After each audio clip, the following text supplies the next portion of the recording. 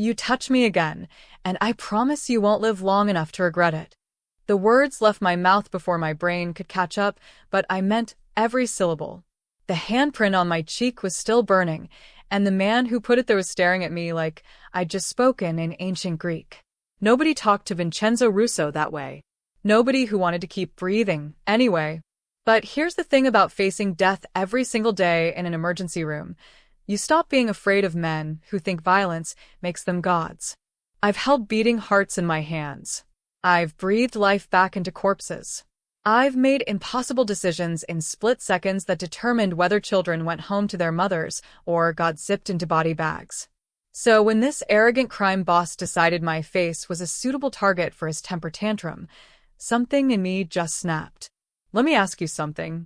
Have you ever had one of those moments where everything you thought you knew about yourself just shattered? Where the person you were 5 minutes ago becomes someone you barely recognize? That's what happened to me on October 14th at 2:47 in the morning in the blood-stained chaos of County General's emergency department. And honestly, I wouldn't change a damn thing. How are you doing, by the way? I hope wherever you are, whatever you're dealing with, you're holding up okay. Maybe you're having one of those nights where sleep just won't come, or perhaps you're just looking for a story that'll make your own problems seem a little less overwhelming. Either way, I'm glad you're here. Because what I'm about to tell you is absolutely true, and it's the kind of story that'll make you believe that sometimes the universe has a twisted sense of humor about who it throws together. My name is Elena Vasquez, and this is the story of how I went from getting slapped by the most dangerous man in New York to becoming the only person who could save his miserable life. And how that one violent moment in a fluorescent-lit hallway somehow led to me discovering what love actually means when you strip away all the pretty lies we tell ourselves about it. But let me start from the beginning. I was 28 years old when it happened. 28 and already burned out in ways that most people don't understand until they're twice my age. I'd spent the last 6 years working my way up from a nervous graduate to the head trauma nurse at County General, the hospital where they send the cases nobody else wants to touch. Gunshot wounds, stabbings, overdoses, car crashes where the victims look more like abstract art than human beings. That was my world. That was my normal. People always asked me how I dealt with it. The blood, the screaming, the absolute horror of watching people die despite your best efforts. The truth? I dealt with it by being the best. Top 1% in the city, they said. The nurse who could spot a subdural hematoma from across the room, who could place in 4-line in a collapsed vein in under 30 seconds, who made decisions that saved lives while doctors were still trying to remember which protocol to follow. I wasn't arrogant about it. I just knew my worth, and I refused to apologize for it. My childhood had taught me that nobody was coming to save you. When my father walked out on us, and my mother worked 3 jobs just to keep our apartment, I learned that survival meant being tougher than your circumstances. When I put myself through nursing school waiting tables and cleaning offices, I learned that excellence was the only currency that mattered. When I lost my younger brother to a drive-by shooting because the ambulance took 23 minutes to arrive, I learned that every second counts and hesitation kills. So I became the person who never hesitated. The person who ran toward danger while everyone else ran away. The person who believed that saving lives was the only thing that gave meaning to the absolute chaos of existence. I believed that if you worked hard enough, if you were good enough at what you did, the universe would recognize that. I believed that dedication mattered, that skill mattered, that doing the right thing, even when it was hard, even when it cost you, would somehow balance out all the injustice in the world. I believed that people who hurt others always got what was coming to them eventually. I believed in karma, in justice, in the basic fairness of cause and effect. I believed all of that right up until the moment Vincenzo Russo's hand connected with my face. The night had already been hell before he walked in. 3 gang members from a turf war, 2 car accident victims, 1 suicide attempt, and a 7-year-old with a fever of 105. We were drowning. The attending physician was barely out of residency and looked like he might cry. 2 of our nurses had called in sick.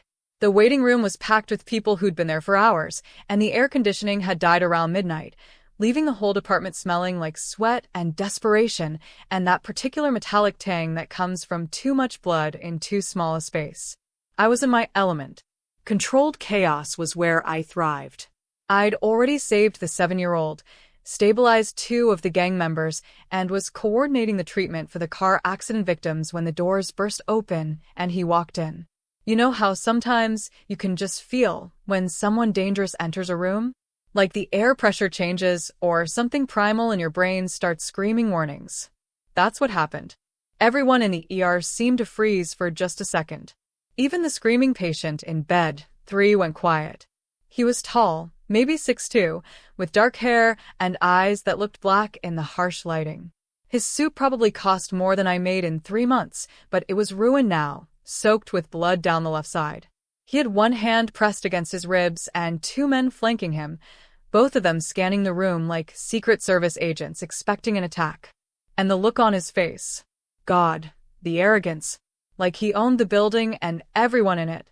Like the laws of physics and medicine and basic human decency simply didn't apply to him.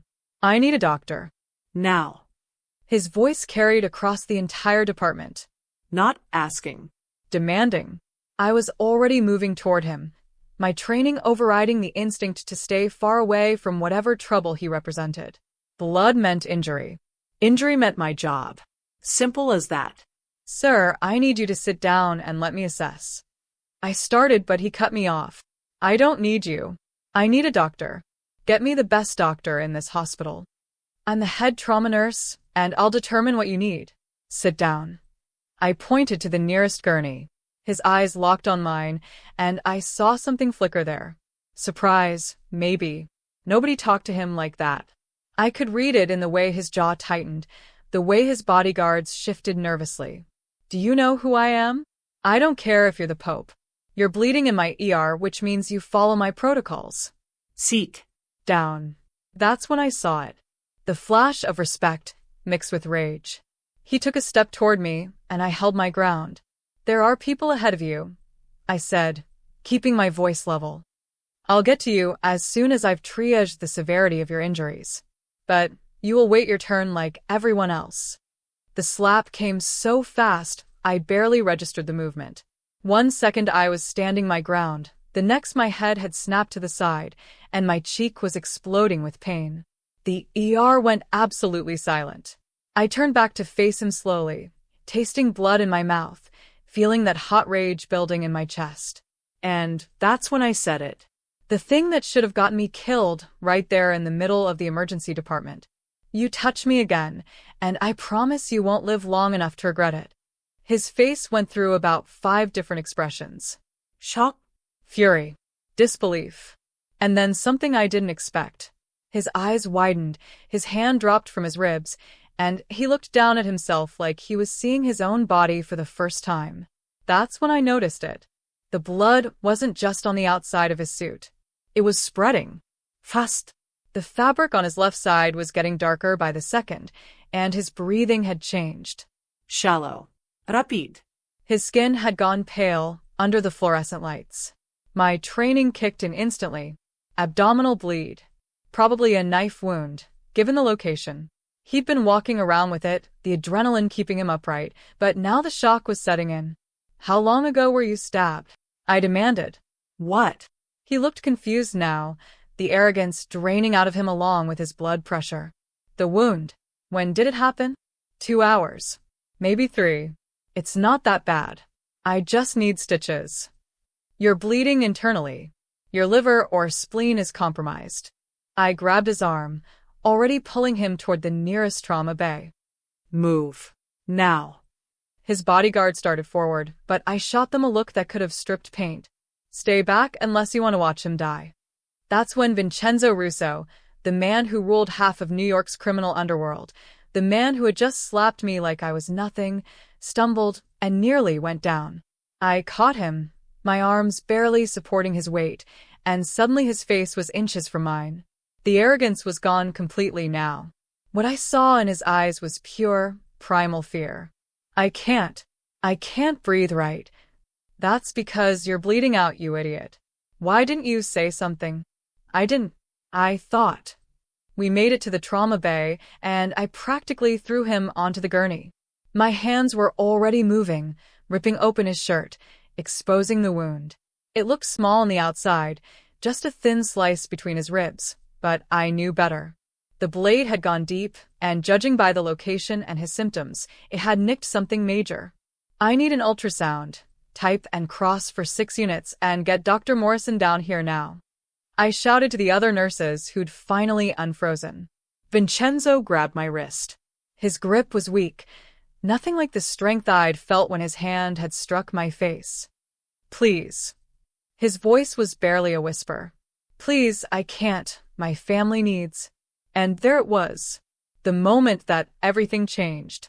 This terrifying, violent, arrogant man was begging me to save his life.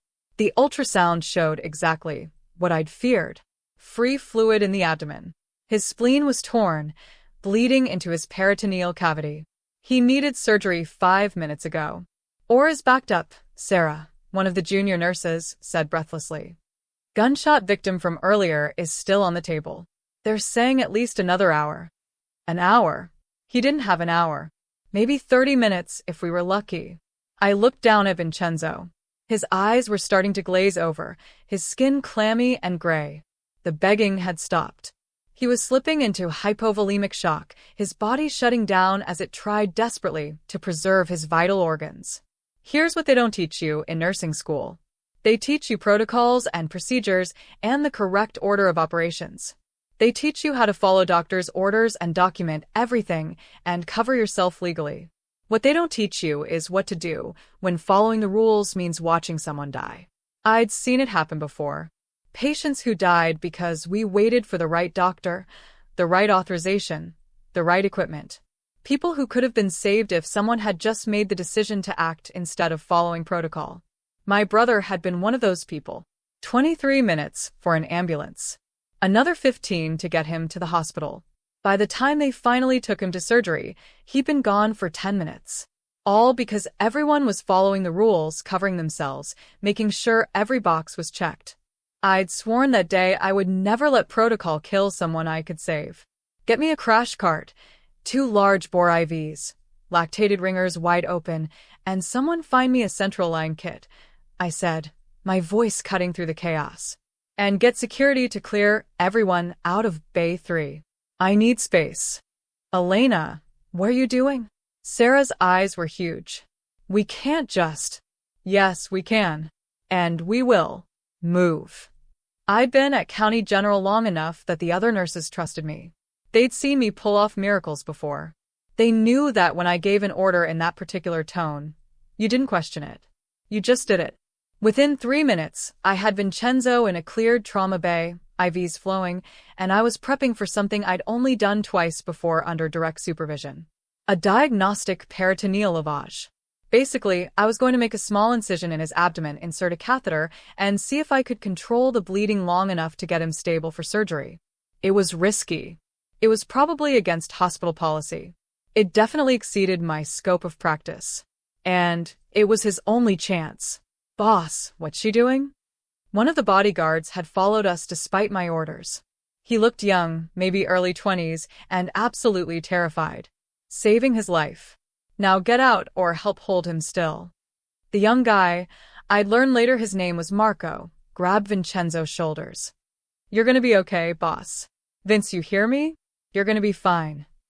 I didn't have time for reassurance. I cleaned the site, injected local anesthetic even though Vincenzo was barely conscious enough to feel it, and made my incision. Small, precise, just below his navel. Blood welled up immediately, but not the catastrophic gush that would have meant I was too late. The catheter slid in smoothly. I advanced it carefully, feeling for resistance, using my knowledge of anatomy to guide it toward where I knew the spleen should be. Then I attached a syringe and pulled back.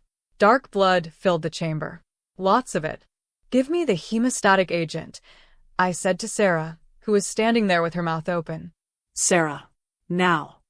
She handed me the package with shaking hands. I injected it through the catheter, praying it would reach the bleeding site and help form a clot. Then I pushed in some saline, creating pressure that might, if the universe decided to cut me a break, slow the hemorrhaging enough to buy us time. Vincenzo's eyes fluttered open. They found mine, and for a moment, I saw something in them I hadn't expected. recognition. Not of who I was, but of what I was doing. He understood that I was fighting for him, even after what he'd done. "Don't you dare die on me," I said. "You don't get to hit me and then escape that easily." The ghost of a smile touched his lips. Noted. His blood pressure started to stabilize. Not much, but enough. Enough to mean the bleeding might be slowing. Enough to mean he might actually make it to surgery. Dr. Morrison finally showed up, looking harassed and exhausted. He took one look at what I'd done, and his face went through several expressions before settling on something between impressed and terrified of the liability. "Elena, you just saved his life." Yes. "You're welcome." He needs surgery now. Or better be ready." Morrison nodded slowly. "They're prepping it. 10 minutes. He looked at Vincenzo, then back at me. "This is going in my report. I don't care what you put in your report as long as this patient lives." They wheeled Vincenzo away 15 minutes later. He was stable enough for transport, his vitals holding steady. As they pushed the gurney past me, his hand shot out and grabbed my wrist. The grip was stronger now, the fluids and hemostatic agent having brought him back from the edge. "Your name," he said. Enna. He repeated it like he was memorizing it. "Thank you." Then he was gone, and I was left standing in a trauma bay that looked like a crime scene, my scrubs soaked with his blood, my hands shaking now that the adrenaline was wearing off. Sarah appeared at my elbow. That was insane. That was absolutely insane. You could lose your license. You could be arrested. That guy is Vincenzo Russo. Do you know what that means? I did know. I'd heard the name before, usually attached to words like organized crime and murder and untouchable. I just saved the life of a monster. But here's the thing that was bothering me. The thing that kept nagging at me as I cleaned up and wrote my notes and prepared for the inevitable administrative investigation. When he'd grabbed my wrist at the end, when he'd said thank you, his eyes had looked different. Softer. Almost human. And Marco, the young bodyguard, had called him boss with genuine affection. Fear, yes, but also loyalty. You don't get that kind of loyalty by being purely evil. I went home at 6 a.m, took the longest shower of my life trying to wash away the blood and the confusion, and fell into bed still thinking about those eyes. My phone rang at noon. I grabbed it blindly, hoping it was the hospital calling to say Vincenzo had made it through surgery. It was my best friend, Maria. "Turn on the news. Right now." I fumbled for the remote, and there it was. Breaking news about an attempted assassination of Vincenzo Russo, head of the Russo crime family. The reporter was standing outside County General, talking about how Russo had been rushed to surgery after a brutal attack by the Moretti family, longtime rivals in the city's underworld. But that wasn't what made my blood run cold. Sources inside the hospital say that Russo's life was saved by a heroic nurse who performed an emergency procedure when doctors weren't available. The nurse's identity is being protected, but the Russo family has reportedly offered a substantial reward for information about their identity, wanting to express their gratitude. My phone rang again. Hospital administration. My stomach dropped. "Elena, we need you to come in." Now. "There are some people here who want to speak with you." I knew what this meant. I'd crossed so many lines last night that my nursing career was probably over. But as I got dressed and headed back to the hospital, all I could think about was whether Vincenzo had survived the surgery. The administrative office was packed when I arrived. Hospital lawyers, my nursing supervisor, Dr. Morrison, and 3 men in expensive suits who definitely weren't hospital staff. The oldest of the 3, maybe 60 with silver hair and sharp eyes, stood when I entered. "Miss Vasquez. My name is Antonio Russo. Vincenzo is my nephew. He's asking for you. He's awake. He came out of surgery an hour ago. The doctors say another 30 minutes and he would have bled out. You saved his life." Antonio's voice was formal, controlled, but I could hear the emotion underneath. "Our family is in your debt." My nursing supervisor cleared her throat. "Elena, about last night. The procedure you performed. You understand that we have to. I understand that I saved a man's life using the skills and training I've spent 6 years developing," I said, keeping my voice level. I understand that if I'd waited for approval, he would be dead. I understand that sometimes doing the right thing means breaking the rules. And I'd do it again. Antonio smiled slightly. We've already spoken with the hospital board. Your position is secure. We've made sure of that. I don't want special treatment. It's not special treatment. It's gratitude. And justice. You did your job extraordinarily well under impossible circumstances. He pulled out a card and handed it to me. My nephew wants to thank you personally. When you're ready, please visit. He's in the private wing, room 804. After they left, and the lawyers had finished documenting everything, and my supervisor had given me a lecture about following protocol that we both knew was for show, I found myself standing outside room 804. I shouldn't go in. I should stay as far away from Vincenzo Russo and his world as possible. I'd done my job. He was alive. That should be the end of it. But I pushed open the door anyway. He was propped up in bed, looking pale but alert. The arrogance from last night was still there in the set of his jaw, the way he held himself even injured and vulnerable. But his eyes tracked me as I entered, and there was something else there too. Curiosity. Respect. You came, he said. You hit me. I wanted to make sure you were coherent enough to apologize properly. A real smile this time. You're either incredibly brave or incredibly stupid. I've been told I'm both. I stayed near the door, keeping my distance. How are you feeling? Like someone stabbed me, and then a beautiful woman performed unauthorized surgery in an ER hallway. He shifted in the bed, wincing. My uncle says you risked your career for me. I risked my career to save a life. Any life. Don't make it personal. But it is personal. You could have let me die. After what I did to you, no one would have blamed you. I walked closer then, close enough to see the shadows under his eyes, the pain he was trying to hide. That's not how I work. You want to know why I saved you? Because every life matters. Even yours. Even when you're an arrogant ass who hits women. He flinched like I'd struck him. I don't hit women. I don't know what came over me. The pain, the adrenaline, the fear. None of that excuses it. I'm sorry. The apology sounded genuine. But I'd heard plenty of genuine-sounding apologies from abusers in the ER. One chance, I said. You get one chance to prove you're not the person you were last night. One more incident like that, and I don't care who your family is, I'll make sure everyone knows exactly what kind of man you are. Fair enough. He studied me for a long moment. You're not afraid of me. Should I be? Most people are. I'm not most people. Another smile, this one almost genuine. I'm beginning to understand that. I turned to leave, but his voice stopped me. Elena. The Morettas. They're the ones who did this. And now they know I survived. Which means they'll try again. That's not my problem. It might be. They know someone at the hospital saved me. If they connect you to what happened. He trailed off, but the implication was clear. I felt a chill run down my spine. Are you saying I'm in danger? Because I did my job. I'm saying my world is complicated. And dangerous. And I'm sorry you got pulled into it. He reached for something on the bedside table and held it out. A business card. Marco will be outside your apartment building tonight. And tomorrow night. Until we're sure the Morettas aren't looking for you. I don't need protection. Humor me. Consider it part of my apology. I took the card, not because I wanted his protection, but because the fear in his eyes seemed real. Whatever world he lived in, it was clearly more dangerous than I'd imagined. 1 week, I said.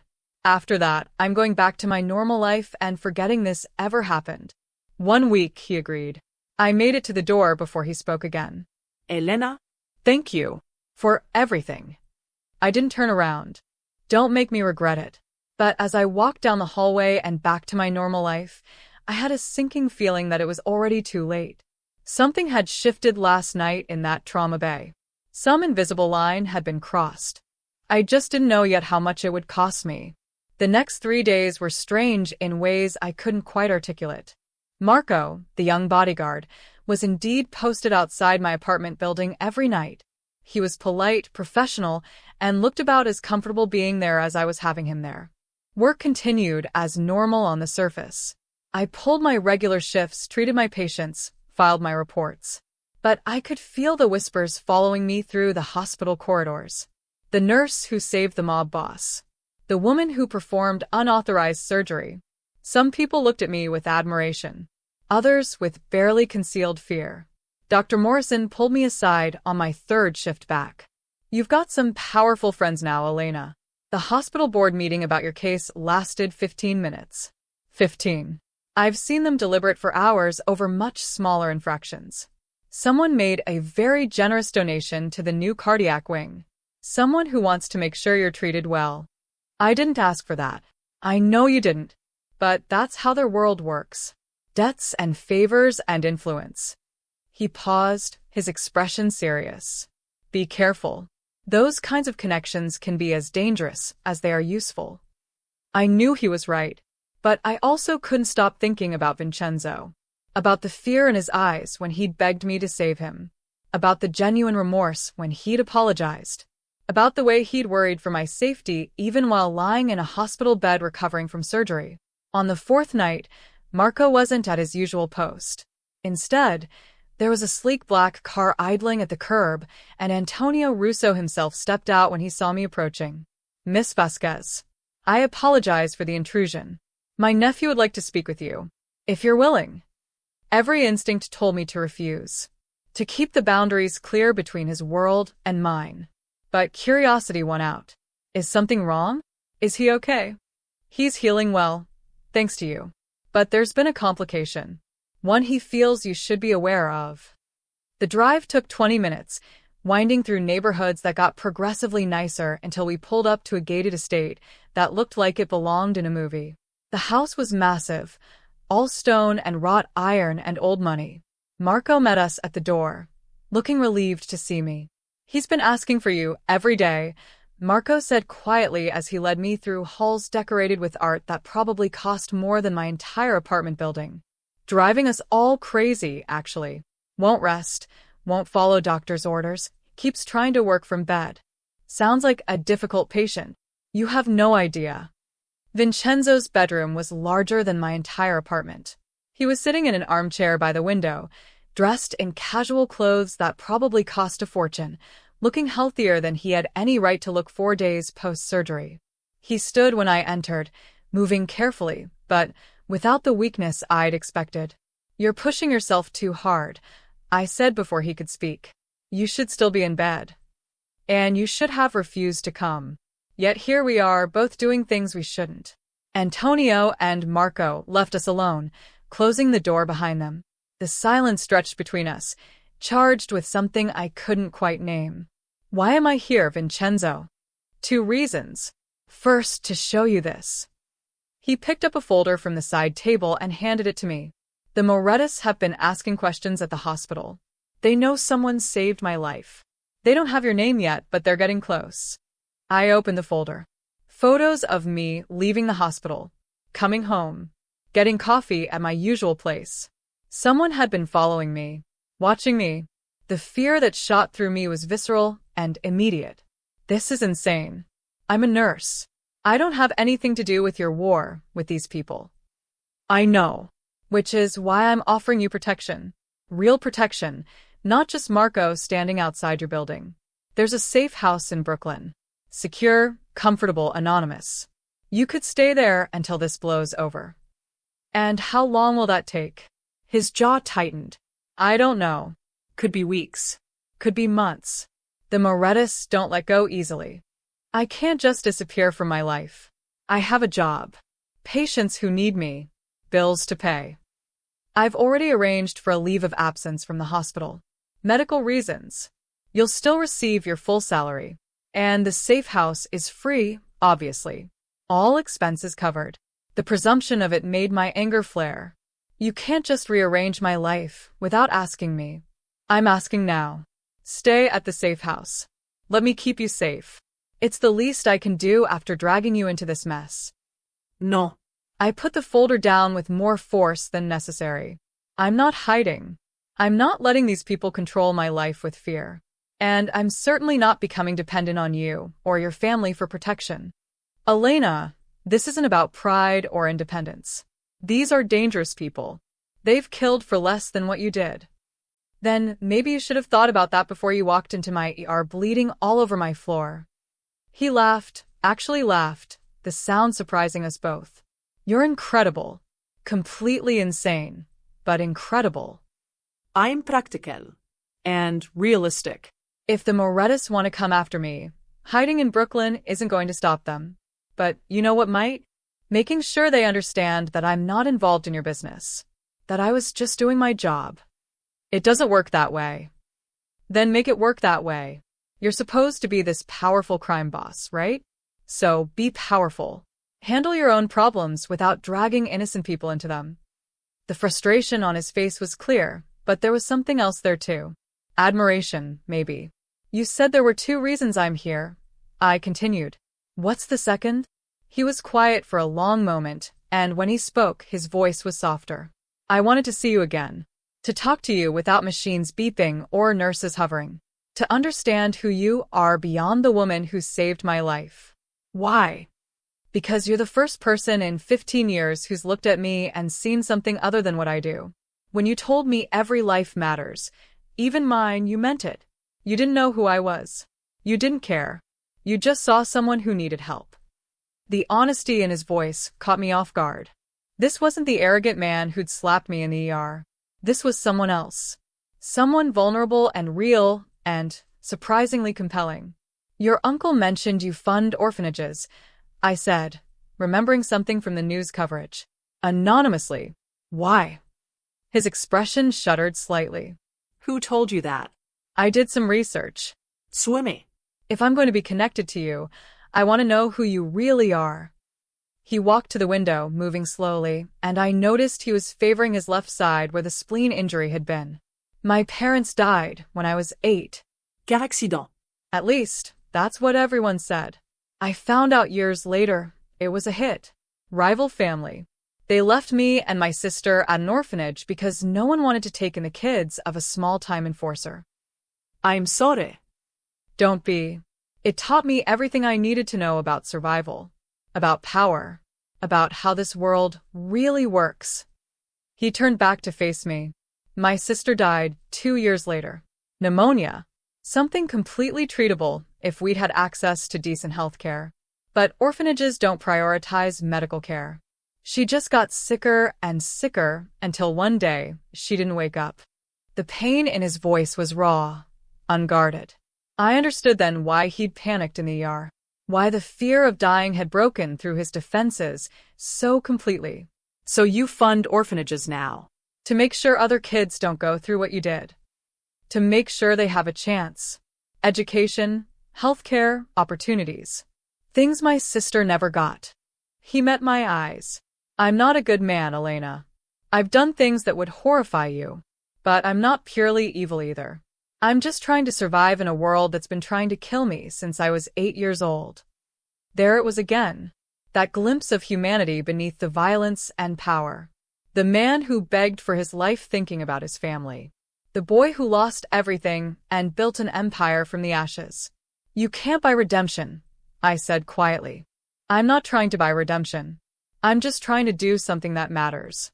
Something good in the middle of all the bad. We stood there in his massive bedroom, the late afternoon sun streaming through the windows, and I felt something shift between us. Some invisible barrier crumbling. I'm still not going to your safe house, I said finally. I know. He smiled slightly. But I'm going to keep Marco watching your building. And I'm going to have someone follow you too and from work. You can be stubborn about everything else, but give me that. Fine. But I pay my own bills. And I keep my job. And I live my own life.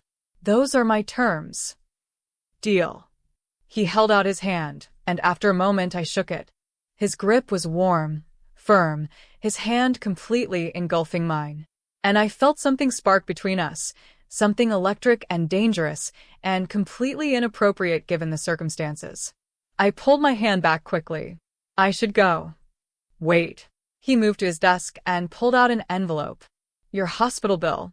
From the night you saved me. It's been taken care of. What hospital bill? The one they would have charged you for the treatment after I hit you. Medical examination, documentation, any follow-up you needed. I hadn't even thought about that. You didn't have to do that. Yes, I did. It was the absolute least I could do. He paused. There's also a check in there. For your time and expertise. For going above and beyond your job requirements. I opened the envelope. The check inside made my vision blur. $52,000.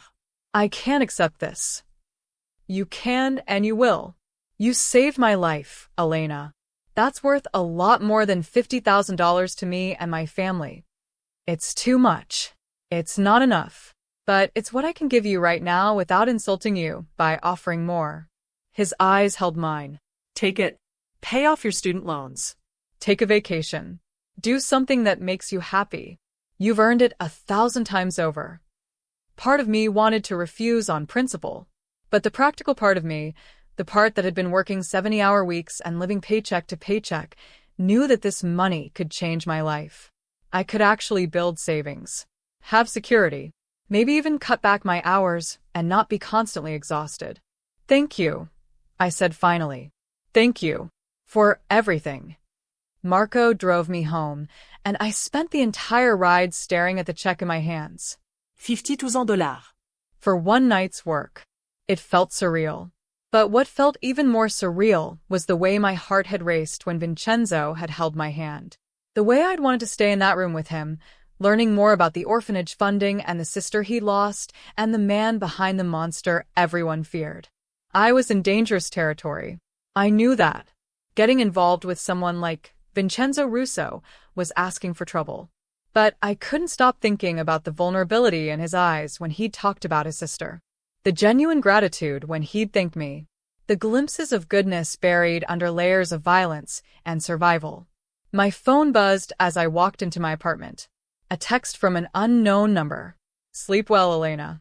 Marco is outside. You're safe. I shouldn't have smiled.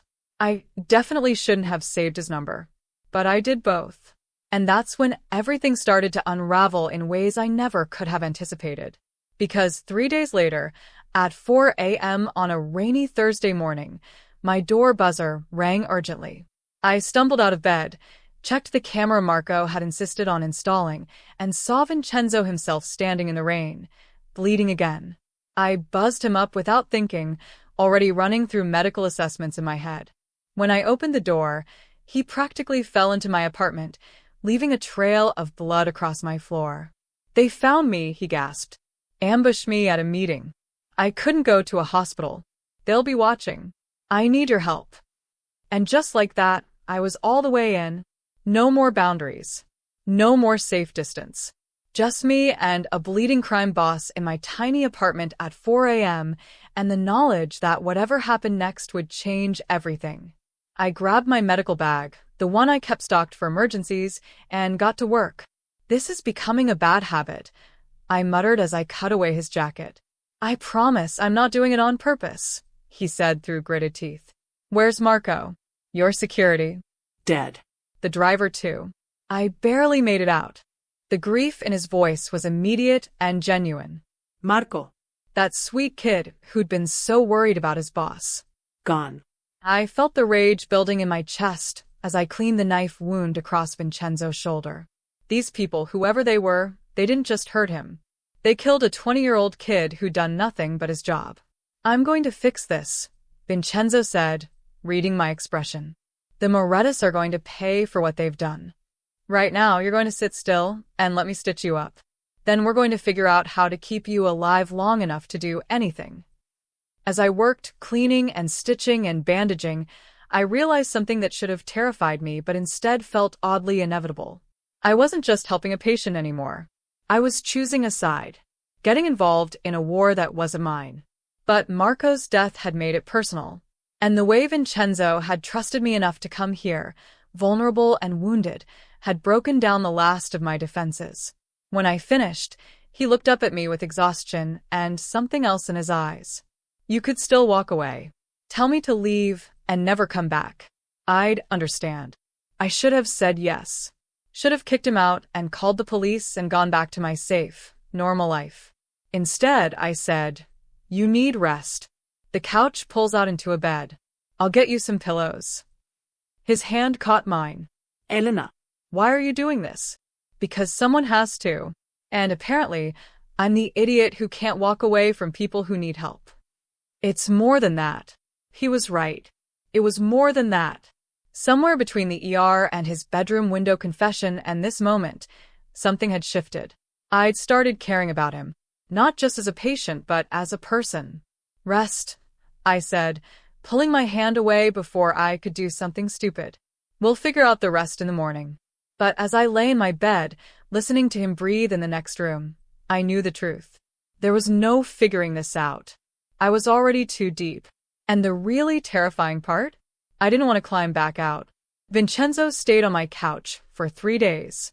3 days of me sneaking out to work shifts at the hospital while he healed, coming home to find him pacing my tiny apartment like a caged animal, making phone calls in Italian that sounded increasingly desperate. Your stitches are going to tear if you don't sit down, I said on the 3rd evening, finding him at my window again, staring out at the street below. They hit 2 more of our businesses today. A restaurant in Little Italy. A shipping warehouse in Red Hook. They're not just coming after me anymore. They're dismantling everything my family built over 3 generations. I set down the groceries I'd picked up and moved to stand beside him. How many people got hurt? 6 injured. None dead, thank God. But that's only because I warned them, told them to clear out before the Morettis arrived. He turned to look at me, and the exhaustion in his face was profound. I'm losing this war, Elena, and I don't know how to stop it. What about going to the police?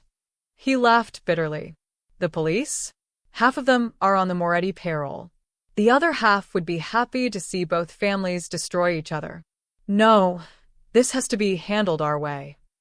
Your way involves more people dying. You think I don't know that? The anger in his voice made me step back. He saw it and immediately softened. I'm sorry. I'm not angry at you.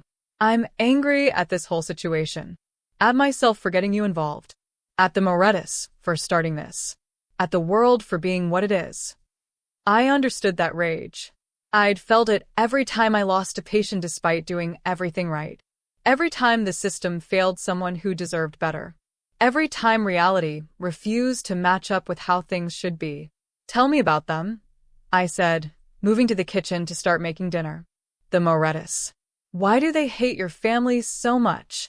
Vincenzo followed me, leaning against the counter with that careful stillness of someone managing pain. It goes back 40 years. My grandfather and Giovanni Moretti, the current boss's father, were partners. They ran the docks together, split the profits 50-50. Then my grandfather fell in love with Giovanni's sister, Maria. Let me guess. Giovanni didn't approve. Giovanni had promised Maria to another family, a union that would have expanded his territory, brought in more money and power. But Maria loved my grandfather. They eloped, got married in secret. When Giovanni found out, he went insane, killed my grandfather's brother, burned down 3 of our businesses, started a war that lasted 10 years. What happened to Maria? His face went dark. She died in childbirth. My father was born, but she didn't survive the delivery. My grandfather blamed Giovanni, said the stress of the feud killed her. Giovanni blamed my grandfather for stealing her in the first place. The hatred just kept growing, passed down through generations like some kind of disease. I started chopping vegetables, processing the story. So, you're fighting over something that happened before you were even born.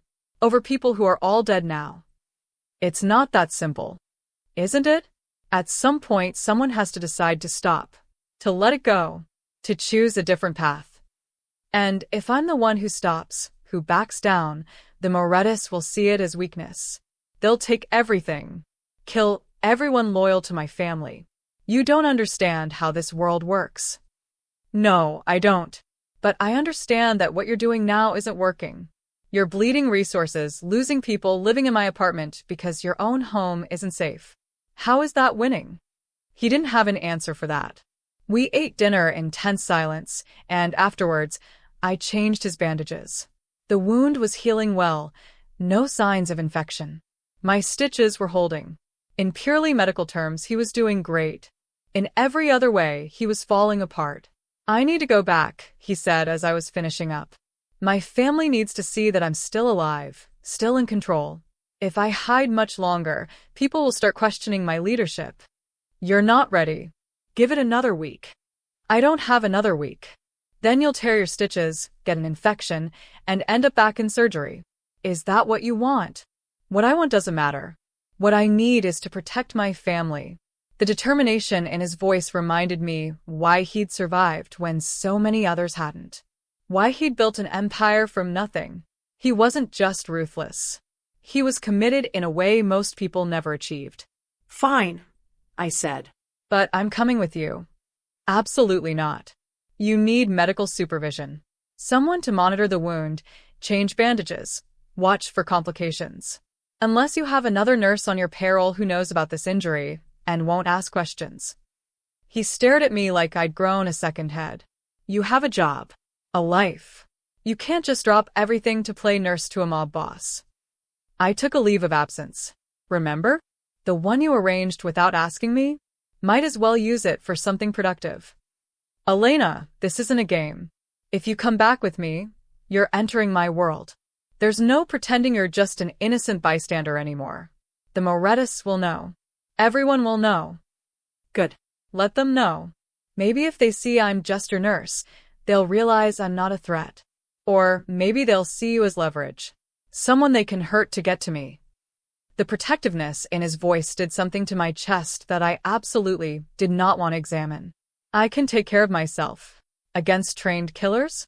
Against people who've been doing this their entire lives. You'll protect me, Won't you? the question hung between us, heavy with implications neither of us wanted to address. Because we both knew what I was really asking. Not whether he'd keep me physically safe, but whether I could trust him. Whether this connection between us was real or just adrenaline and proximity and the aftermath of trauma. With my life, he said quietly. I protect you with my life, Elena. And there it was. The moment when everything shifted from professional to personal. From obligation to choice. From keeping distance to closing it completely. Then we go back together, I said. Tomorrow. That night, I lay in my bed listening to the sound of him breathing in the next room and wondered what the hell I was doing. I was a nurse from Queens. My biggest rebellion before this had been performing unauthorized procedures to save lives. Now I was voluntarily walking into the middle of a mob war for a man I'd known for less than 2 weeks. But every time I closed my eyes, I saw Marco's young face. I saw Vincenzo's vulnerability when he talked about his sister. I saw the orphanages he funded, the good he tried to do despite the violence his life required. I saw someone worth fighting for, even if the fighting made no logical sense.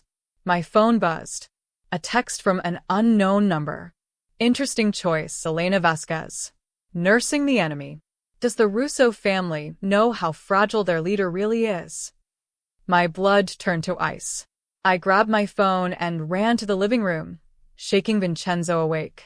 Someone knows you're here. They just texted me. He was instantly alert, grabbing my phone and reading the message. His face went hard. The Morettis. They've been watching you longer than we thought. How did they get my number? They have people everywhere. Hospital staff, phone company employees, city workers. If they want information, they can get it. He stood up, moving to the window. We need to leave. Now. Where will we go? My family's estate. It's the only place that's truly secure. Walls, guards, security systems. They won't try anything there.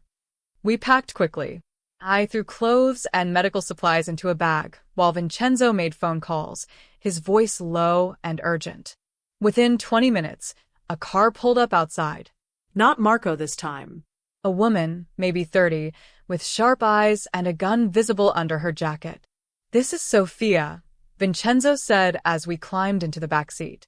My cousin, head of security. Sophia looked at me through the rear-view mirror. So, you're the nurse everyone's talking about. The one who saved his life. That's me. You're either very brave or very stupid. I get that a lot. She almost smiled. I think I like you.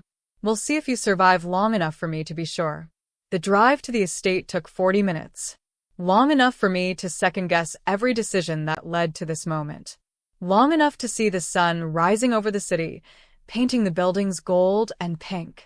Long enough to wonder if I'd ever see my apartment again. The estate was even more impressive in daylight. The gates opened automatically as we approached, closing behind us with a finality that made my stomach clench. Guards were everywhere, discreet but visible. Men and women who moved with military precision, watching everything. Antonio met us at the door, his relief visible. Thank God. We've been trying to reach you for days. I had to lay low. The Morettis were tracking my movements. Vincenzo gestured to me. Elena's going to be staying here. She needs a room, security, everything. Antonio's eyes assessed me quickly. The Morettis know about her? They sent her a message tonight. She's not safe at her apartment anymore. Then she stays in the East Wing. Near your rooms. Easier to protect. Antonio turned to me. Welcome to the family compound, Miss Vasquez. I apologize for the circumstances. Family compound. The words sounded so formal, so removed from the reality of what this place was. A fortress. A prison, depending on your perspective. Sophia showed me to my room. It was beautiful in a way that felt almost offensive given everything that was happening. Four-poster bed, private bathroom, a sitting area with a view of the gardens. My entire apartment could have fit in this space 3 times over. There are clothes in the closet, Sophia said. Different sizes. Something should fit. Dinner is at 7. Someone will come get you. Can I leave? If I want to go somewhere? Not without security. And not without clearing it with Vincenzo or Antonio first. She paused at the door. I know this feels like captivity, but it's protection. The Morettis have killed for less than what you've done. As long as you're here, you're safe. That's worth something. After she left, I sat on the enormous bed and let reality crash over me. I was living in a mob boss's house. I was being protected by armed guards. My phone was probably tapped. My old life was effectively over. And the worst part? I wasn't sure I regretted it. Because 3 hours later, when Vincenzo knocked on my door to check on me, when he asked if I needed anything with that mix of concern and protectiveness in his voice, I felt something I hadn't felt in years. Safe. Wanted. Important to someone. It was stupid and dangerous and probably going to get me killed. But it was also real in a way nothing else in my carefully controlled life had been. I'm fine, I told him, even though we both knew it was a lie. Liar, he said, but he was smiling slightly. Dinner in an hour. I'll introduce you to everyone. Fair warning, my family can be overwhelming. More overwhelming than being hunted by rival mobsters? Actually, yes. My Aunt Rosa will ask you about marriage within 5 minutes of meeting you. I apologize in advance. Despite everything, I laughed. I'll manage. He lingered in the doorway, looking like he wanted to say something else. Finally, he spoke. Thank you for coming here, for trusting me. I know it's not easy. Nothing about this is easy. But I meant what I said. Someone has to help. Apparently, I'm that someone. You're more than that. His voice was soft, intense. You're the first person in 15 years who's made me think maybe I could be something other than what this life made me. Before I could respond, before I could process what he'd just said, he was gone. And I was left sitting in a mobster's guest room, my heart racing, wondering what the hell I'd gotten myself into and why I wasn't more scared. The answer came to me slowly as I got ready for dinner. I wasn't scared because being here, with Vincenzo and his complicated family and his dangerous world, felt more authentic than anything I'd experienced in years. My nursing career had been about saving strangers. This felt like saving someone who actually mattered. Someone I was starting to care about despite every logical reason not to. Dinner was exactly as overwhelming as Vincenzo had promised. 12 people crowded around a massive table, all of them talking over each other in a mix of English and Italian. Antonio sat at the head, clearly the patriarch. Sophia was there with her wife, Maria. 3 of Vincenzo's cousins, all involved in various aspects of the family business. Two elderly aunts who watched me with sharp, assessing eyes. And Aunt Rosa, who indeed asked about my intentions toward Vincenzo before the appetizers were even served. "Leave her alone, Rosa," Vincenzo said, but his eyes were warm with amusement. "Elena's here as my nurse, not my girlfriend. A nurse who lives in your house, who you trust with your life, who sits at our family table." Rosa's smile was knowing. "I'm old, not blind, nephew."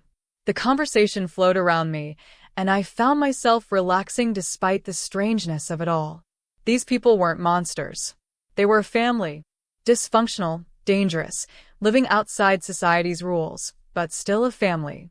They teased each other, shared stories, laughed at inside jokes. And they protected their own with a ferocity that was both terrifying and compelling. After dinner, Vincenzo found me on the terrace overlooking the gardens. "Sorry about Rosa. She means well. She's right, though. This is more than nurse and patient." He turned to face me, and in the moonlight, his face was all sharp angles and shadows. "What is it then?" "I don't know. Something dangerous. Something that probably ends badly for both of us." "Probably," he agreed. "But maybe worth it anyway?" Before I could answer, Sophia burst through the terrace doors, her face grim. "We have a problem. The Morettis just made a move. They hit the club on Fifth Avenue, burned it to the ground, and they left a message." "What kind of message?" Sophia's eyes flicked to me, then back to Vincenzo. "They know she's here, and they're promising she won't survive the week." The threat hung in the air between us, and I watched Vincenzo's face transform. The warmth, the humanity, the vulnerability, it all disappeared behind a mask of cold fury. This was the mob boss everyone feared. The man who'd built an empire on violence and intimidation. "They want a war?" His voice was ice. "Then we'll give them a war. But first, we make sure Elena is untouchable. Sophia, double the guards on the east wing. No one gets near her without going through me first." "Vincenzo," I started, but he cut me off. No arguments. "Not about this. They threatened you to get to me. That means they die. All of them. Starting with whoever sent that message." The violence in his voice should have scared me.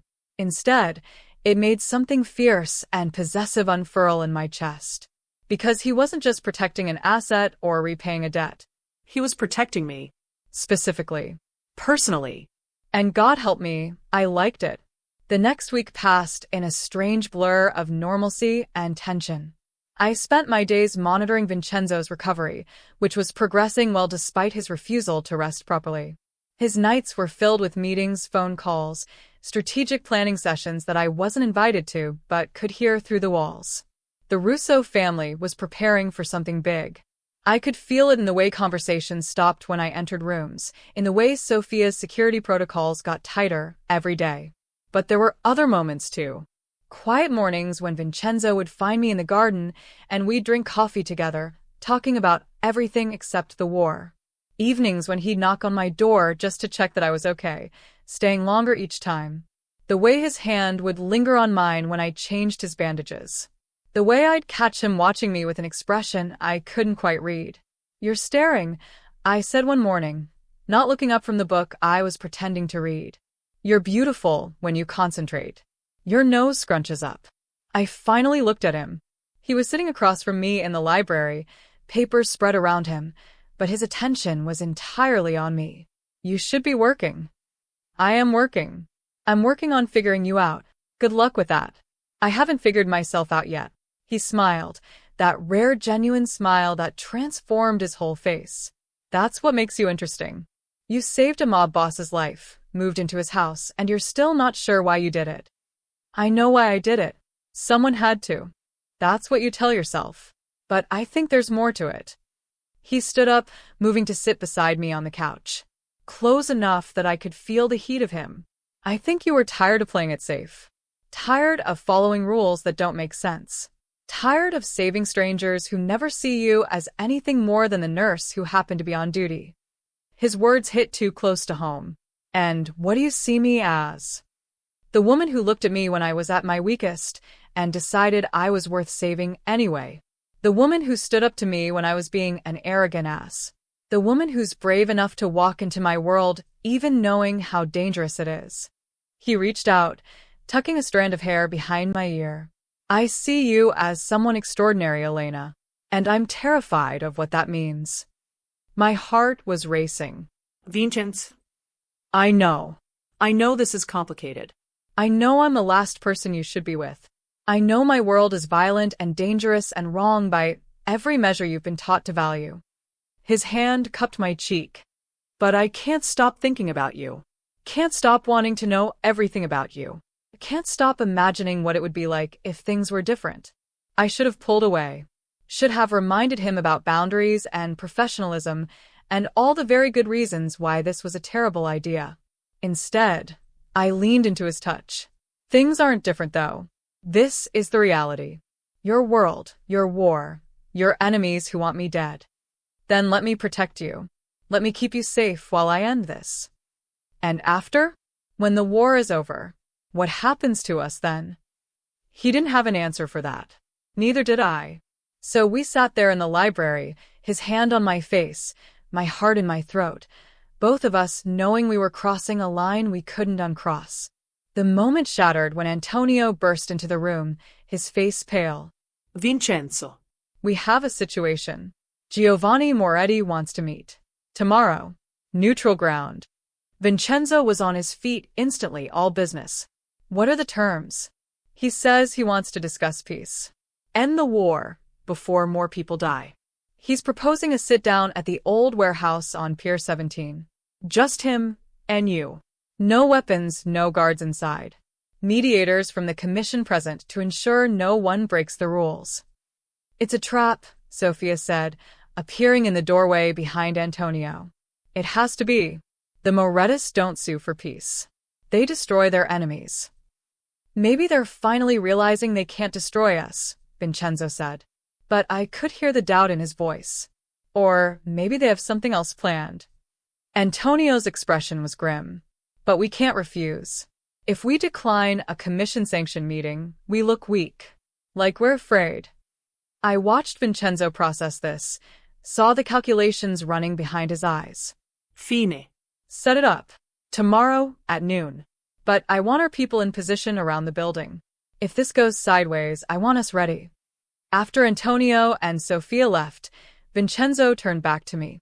The softness from before was gone, replaced by the cold strategist. You'll stay here tomorrow. Sophia will be in charge of security while I'm gone. What if it is a trap? What if they're planning to kill you? Then they'll try, and they'll probably fail. If I survived verse.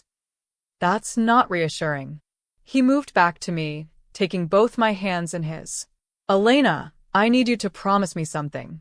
If tomorrow goes wrong, if something happens to me, you get out. You take the money I've put aside for you, and you disappear. New city, new life, new identity. Promise me. I'm not promising that. I'm not planning for you to die. Promise me anyway. The fear in his voice, the way his hands gripped mine like I was an anchor keeping him steady, broke something open in my chest. Fine. I promise. But only because nothing's going to happen. You're going to go to this meeting, you're going to figure out what the Morettis really want, and you're going to come home. To me. The last two words slipped out before I could stop them. To me. Like I had any claim on him. Like this house was home, and he was mine, and we had a future beyond this moment. His eyes darkened. To you, he repeated softly. Then he kissed me. It wasn't gentle. It wasn't tentative. It was desperate and fierce and full of all the things we'd been dancing around for days. His hands tangled in my hair, pulling me closer. My hands fisted in his shirt, feeling the solid reality of him, the proof that he was alive and here, and wanting me the way I wanted him. When we finally broke apart, we were both breathing hard. That was probably a mistake, I said. Definitely a mistake. He rested his forehead against mine. I'm doing it again anyway. We spent that night together, not talking about the meeting or the war or the very real possibility that tomorrow would change everything. Just being together, learning each other, pretending that this bubble of safety and connection could last forever. But morning came anyway, bringing reality with it.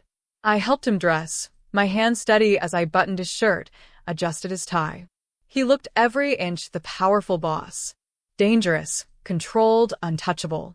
Nothing like the man who'd kissed me last night like I was oxygen, and he was drowning. Be careful, I said as he prepared to leave. Always am. He kissed me once more, soft and brief. I'll be back before dinner. We'll talk then. About everything. I watched from the window as he drove away, Sophia and 3 other guards in the car with him.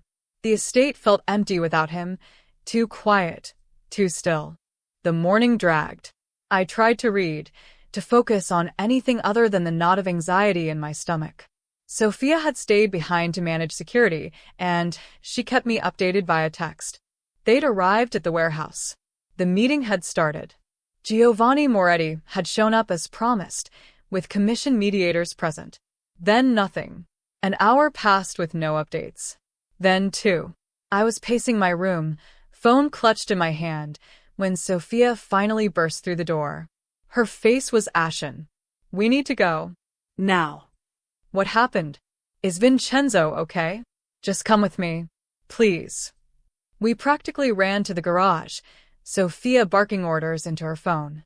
Other guards were mobilizing, grabbing weapons, moving with military efficiency. Something had gone terribly wrong. Sophia, tell me what's happening. The meeting was a setup, but not the way we thought. She threw the car into gear, tires squealing as we raced out of the estate. Giovanni brought documents. Recordings. Proof of things Vincenzo has been doing. Things we didn't know about. My blood turned cold. What kind of things? Deals with the Morettis. Secret arrangements. Money transfers. Meetings we never knew happened. Sophia's hands were white-knuckled on the steering wheel. Giovanni played recordings, Elena. Vincenzo's voice. Him promising to hand over territory, to betray his own family, in exchange for protection. In exchange for keeping someone safe. That's impossible. Vincenzo would never betray his family. That's what I thought too. But the recordings are real. The documents are legitimate. And Giovanni had dates, times, bank accounts. Everything. She looked at me, and there was accusation in her eyes. The deal started 2 weeks ago, Elena. Right after you came into his life. Every concession he made, every piece of territory he gave up, it was all to protect you. The world tilted. No. That can't be right. Giovanni played the final recording for everyone. Vincenzo's voice saying he'd give the Morettis anything they wanted, sacrifice anything, as long as they guaranteed your safety. He's been negotiating your protection by destroying his own family. Where is he now? Antonio ordered him back to the estate. The family is calling an emergency meeting. They're talking about. She couldn't finish the sentence. They're talking about what? About removing him. Permanently. For betraying the family. For choosing you over them. I felt like I couldn't breathe. This couldn't be happening.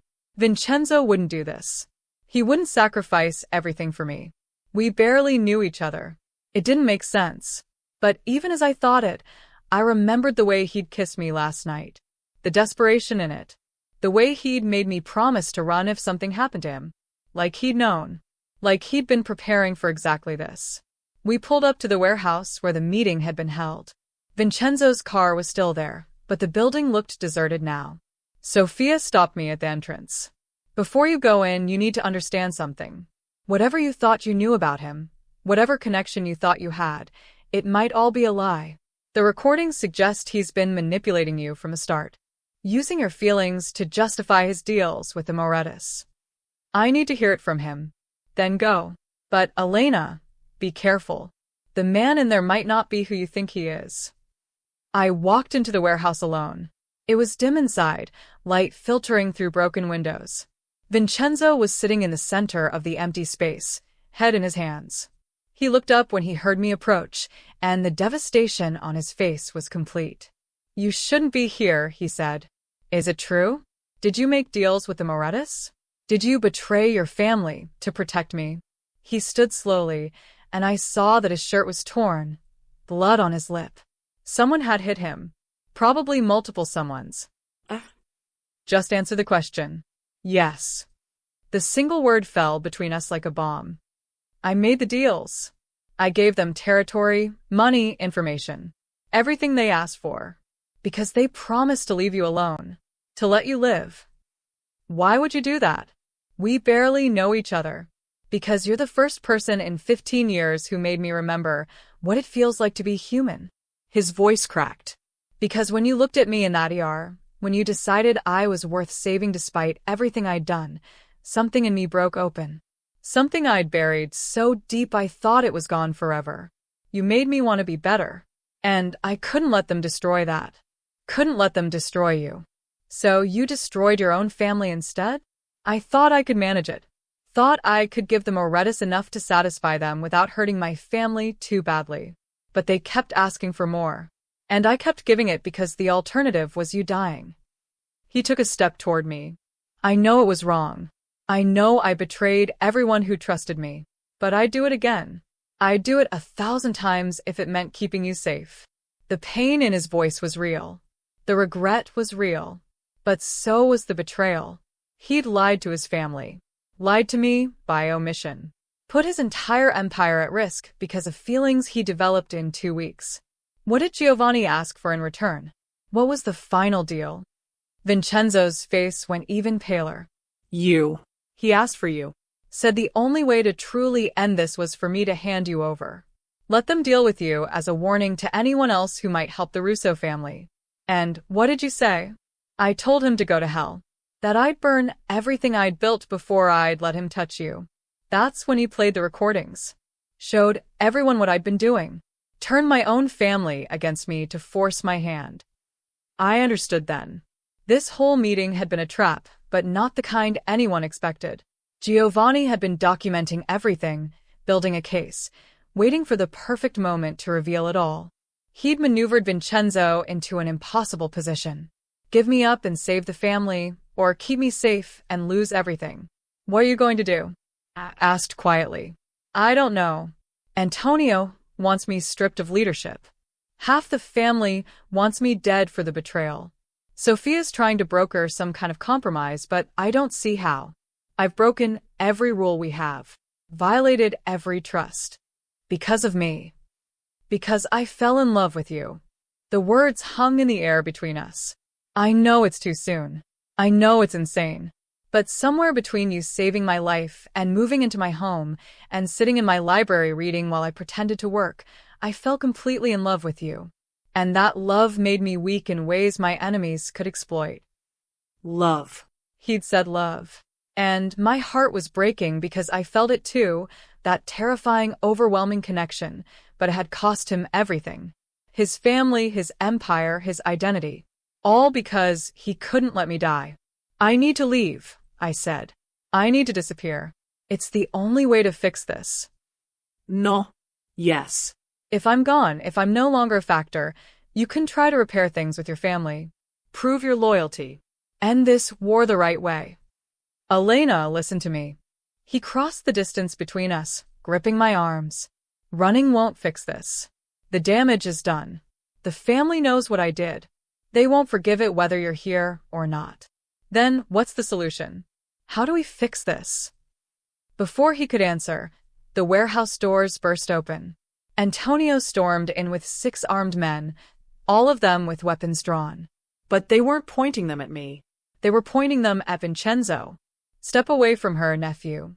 Antonio said, his voice harder than I'd ever heard it. The family has made their decision. Antonio, please. We can work this out. You had a choice. The family or the girl. You chose. Now you face the consequences. Antonio's eyes shifted to me.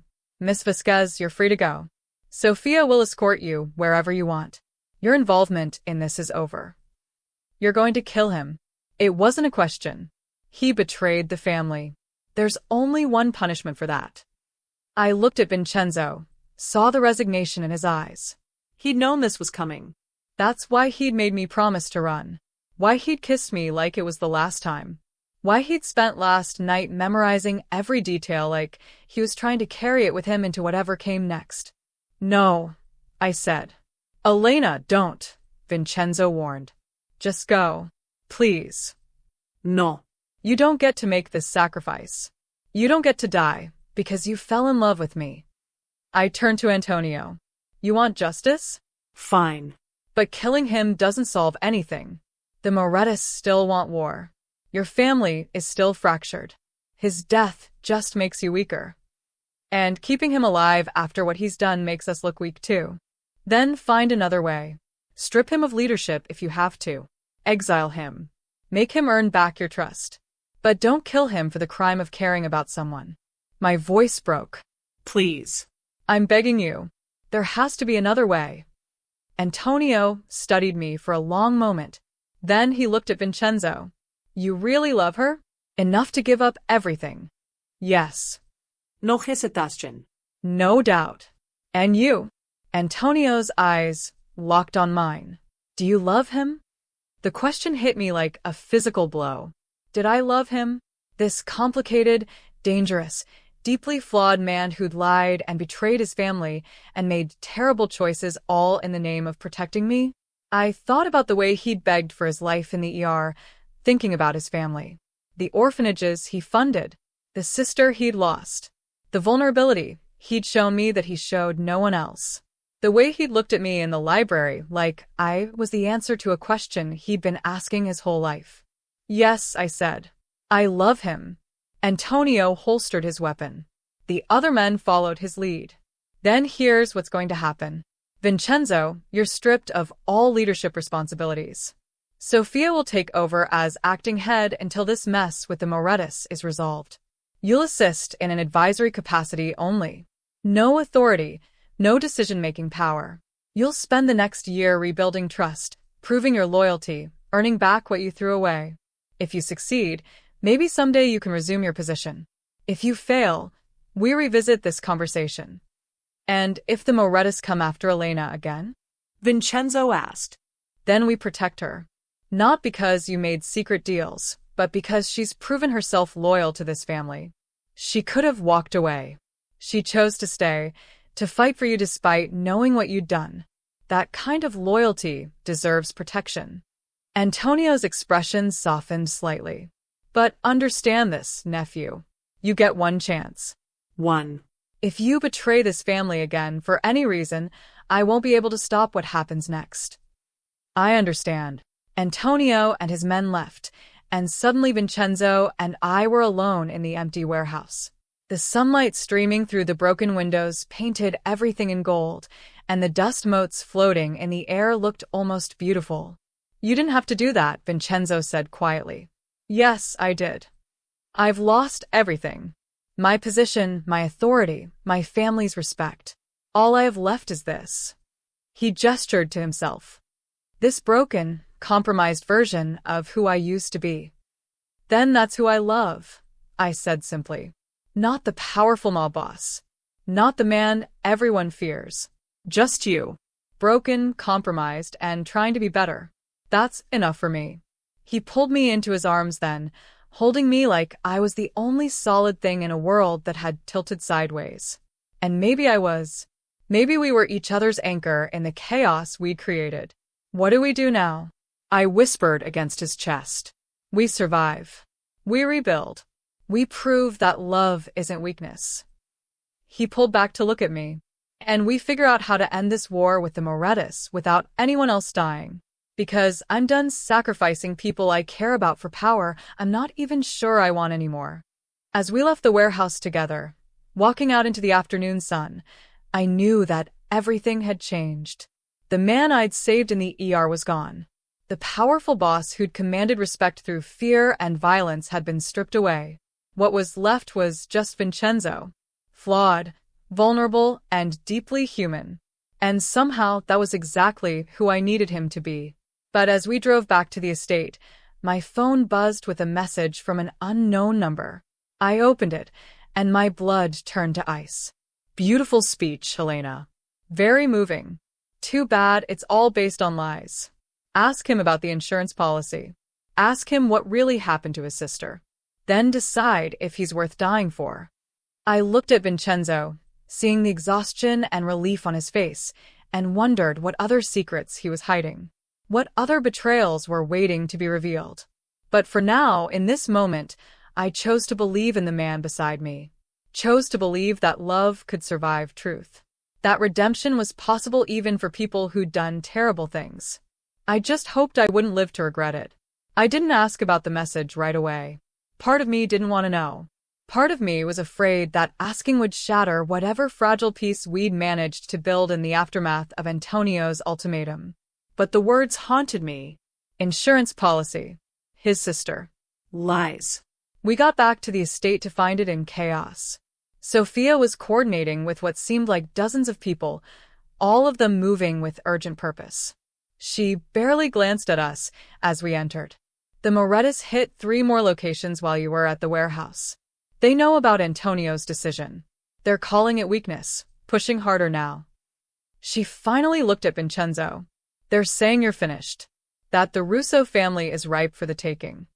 Let them think that, Vincenzo said quietly. Underestimating us has always been their biggest mistake. But I could see the toll this was taking on him. The way his shoulders curved inward slightly. The exhaustion in his eyes. He'd been stripped of everything that defined him, and now he had to watch someone else lead his family through a war he'd helped create. That night, I found him in his study, staring at papers he wasn't really reading. I closed the door behind me and sat down across from him. Tell me about the insurance policy. His head snapped up. What? I got a message. After we left the warehouse. Someone told me to ask you about an insurance policy. And about what really happened to your sister. The color drained from his face. For a long moment he didn't speak. Then he carefully set down the papers and met my eyes. Who sent you that message? I don't know. Unknown number. Just like the Morettas have been doing. I leaned forward. But that's not the point. The point is whether it's true. Whether there's something else you've been hiding. No. No more deflecting.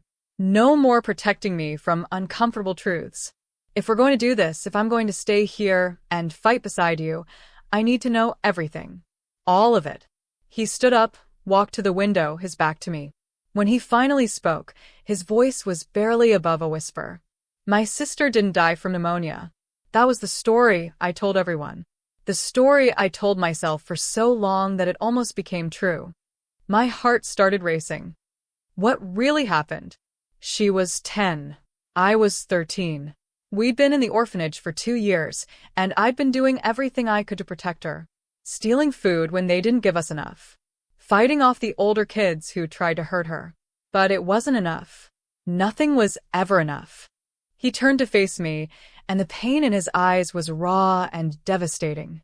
Giovanni Moretti's brother, Carlo, he ran protection rackets in that neighborhood. The orphanage paid him monthly to leave them alone. But 1 month, they couldn't pay. The director had embezzled the funds, spent them on who knows what. Carlo came to collect, and when they couldn't pay, he decided to take something else instead. Your sister. He said she'd work off the debt. Cleaning, cooking, whatever they needed. I knew what that really meant. Everyone knew. So I made a deal with him. He could take me instead. I'd work for his family, do whatever they asked, and he'd leave my sister at the orphanage where she'd be safe. Vincenzo, you were 13 years old. I was old enough to understand that death was better than what Carlo had planned for her. So I went with him. Spent the next 2 years learning the business. Running errands, delivering messages, eventually doing collections. Carlo's family was small time. Nothing compared to the big operations, but they taught me everything. How to fight. How to intimidate. How to survive. He moved back to his chair, collapsing into it like the weight of the memories was too much to bear standing. I visited her every week. Brought her food, money, whatever I could steal. She was getting better, healthier. I thought I'd saved her. Thought I'd made the right choice. What happened? Giovanni Moretti found out about Carlo's little operation. Found out Carlo had been skimming territory that Giovanni considered his. There was a meeting supposed to be peaceful. Carlo took me with him as security, even though I was only 15. Giovanni killed Carlo at that meeting. Shot him in the head, right in front of me. Then he looked at me and said I could die too, or I could come work for him. Really work for him, not the small-time stuff I'd been doing. And you agreed. I had no choice. If I died, who would take care of my sister? So I said yes. Became Giovanni's errand boy. Did everything he asked. And for a year it worked. I kept visiting her, kept bringing her things, kept telling her that soon I'd have enough money to get us out. His voice broke on the last word. But Giovanni knew about her. He'd always known. He'd been waiting, watching, letting me think I was protecting her. And when I finally tried to leave, when I told him I'd saved enough money and I was done, he had her killed. The words hit me like a physical blow. He killed your sister to keep you in line. He killed her to teach me a lesson. That in this world, loyalty isn't a choice. It's a requirement. That the people you love are leverage, nothing more. He made it look like pneumonia, even paid for a nice funeral. Then he told me that if I ever tried to leave again, he'd kill everyone I'd ever cared about, slowly, painfully. So I stayed. For how long? 5 years. Until I was 20 and had learned enough to break away. I killed 3 of Giovanni's men to escape. Built my own crew from people who hated the Morettis as much as I did. Spent the next decade building an empire strong enough that Giovanni couldn't touch me. I was processing this, trying to fit it together with everything else I knew. The insurance policy. What is it? When Giovanni's son, Marco Moretti, the current underboss, when he was younger, he got involved with drugs. Heroin. Got in deep. Owed money to suppliers that even his father couldn't easily pay off. I found out about it. Got evidence. Photos, recordings, financial records. Everything needed to destroy Marco's reputation and Giovanni's standing with the commission. You blackmailed them. I kept it as insurance. A guarantee that if Giovanni ever came after me again, I'd destroy everything he'd built. And it worked. For 15 years, we had an uneasy peace. He left me alone. I left him alone. The insurance policy kept us both safe. Until I came along and broke that balance. Until I made deals that made Giovanni think I was weak. That made him believe he could push for more. And when I refused to give you up, he decided the insurance policy didn't matter anymore. He'd rather burn everything down than let me have something he couldn't control. I sat back, my mind reeling. So, the Morettis didn't just randomly attack you that night in the ER. They were testing you, seeing if you'd break. And I did. I came to you, exposed my vulnerability, gave them exactly what they needed to destroy me. Why didn't you tell me this before? Because I was ashamed. Because admitting that my sister died because of my choices, because of my inability to protect her, it's the one thing I've never been able to face. And because I thought if you knew the truth, knew that everyone I love ends up dead, you'd run. Maybe I should run. Maybe you should. He looked at me with such naked honesty that it hurt. Impoison, Elena. Everyone who gets close to me suffers. My sister, Marco the bodyguard, now you. Giovanni was right about one thing. Love is leverage in this world. And I've given him all the leverage he needs to destroy me completely. I wanted to argue. Wanted to tell him he was wrong. That we could overcome this. That love was stronger than fear and violence. But the evidence was staring me in the face. 2 weeks ago, I'd been a nurse living a normal life. Now I was trapped in a mob estate, hiding from killers, watching the man I loved lose everything. My phone buzzed. Another message. Now you know the truth. The question is, what will you do with it? Giovanni wants to meet you.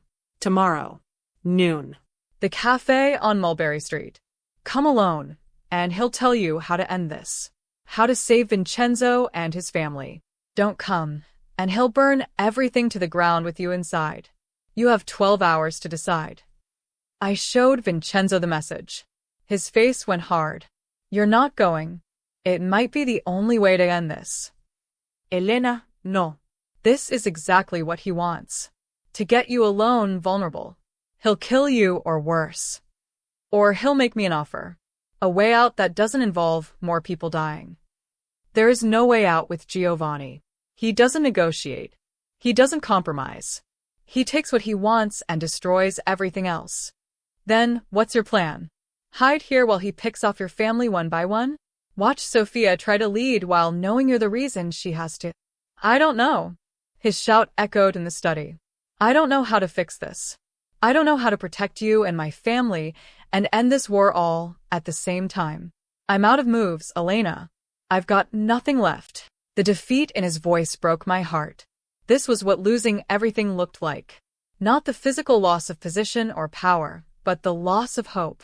The belief that he could make things right. I stood up, moved to him, took his face in my hands. Then let me try. Let me meet with Giovanni. Hear what he has to say. Maybe there's a solution we haven't seen. He'll use you against me. He's already using me against you. At least this way, I'm making the choice. I'm taking control instead of being a passive victim. I can't lose you too. I can't watch another person I love die because of my choices. You won't. I promise. I'm a lot harder to kill than you think. But even as I said it, I wasn't sure I believed it. That night, I barely slept. I kept thinking about his sister, about Marco, about all the people who died in the crossfire of this endless war, about whether I'd be next. Morning came too fast. Vincenzo tried one more time to talk me out of going, but I'd made up my mind. Sophia assigned 2 guards to follow at a distance, though we both knew if Giovanni wanted me dead, 2 guards wouldn't be enough.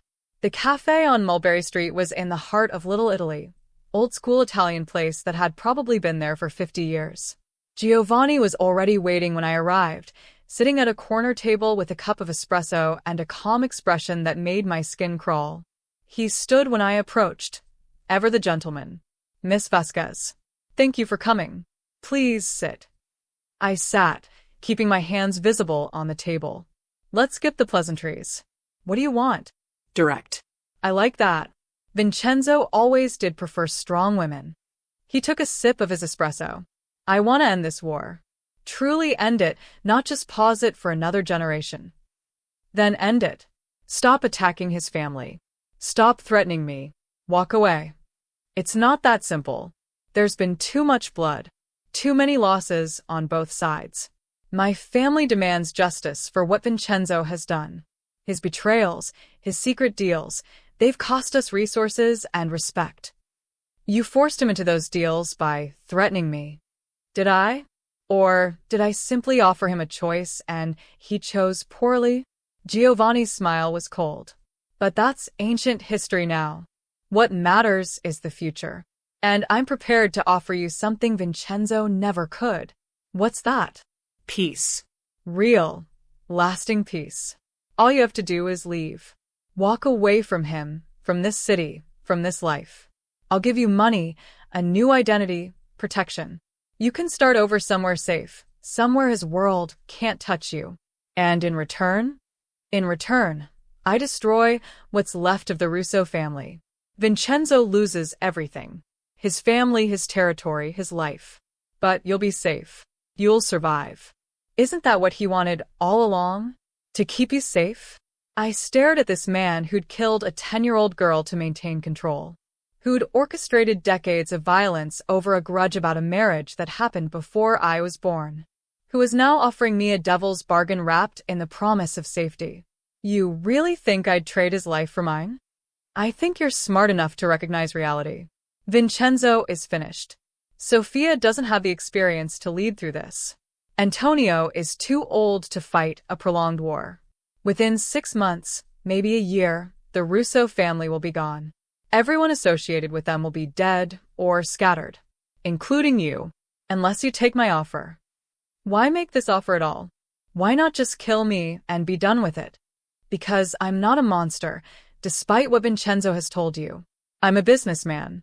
And good business means minimizing unnecessary casualties. You're an innocent caught in the middle of something that started before you were born. I'm giving you a way out. Take it. I thought about Vincenzo's face when he'd told me about his sister. The guilt he'd carried for 20 years. The way he'd sacrificed everything to keep me safe, even knowing it would destroy him. No. Giovanni's expression didn't change. No. You heard me. I'm not leaving. I'm not abandoning him. And I'm not letting you win. then you're a fool. And you'll die a fool's death. Maybe. But at least I'll die knowing I stood for something.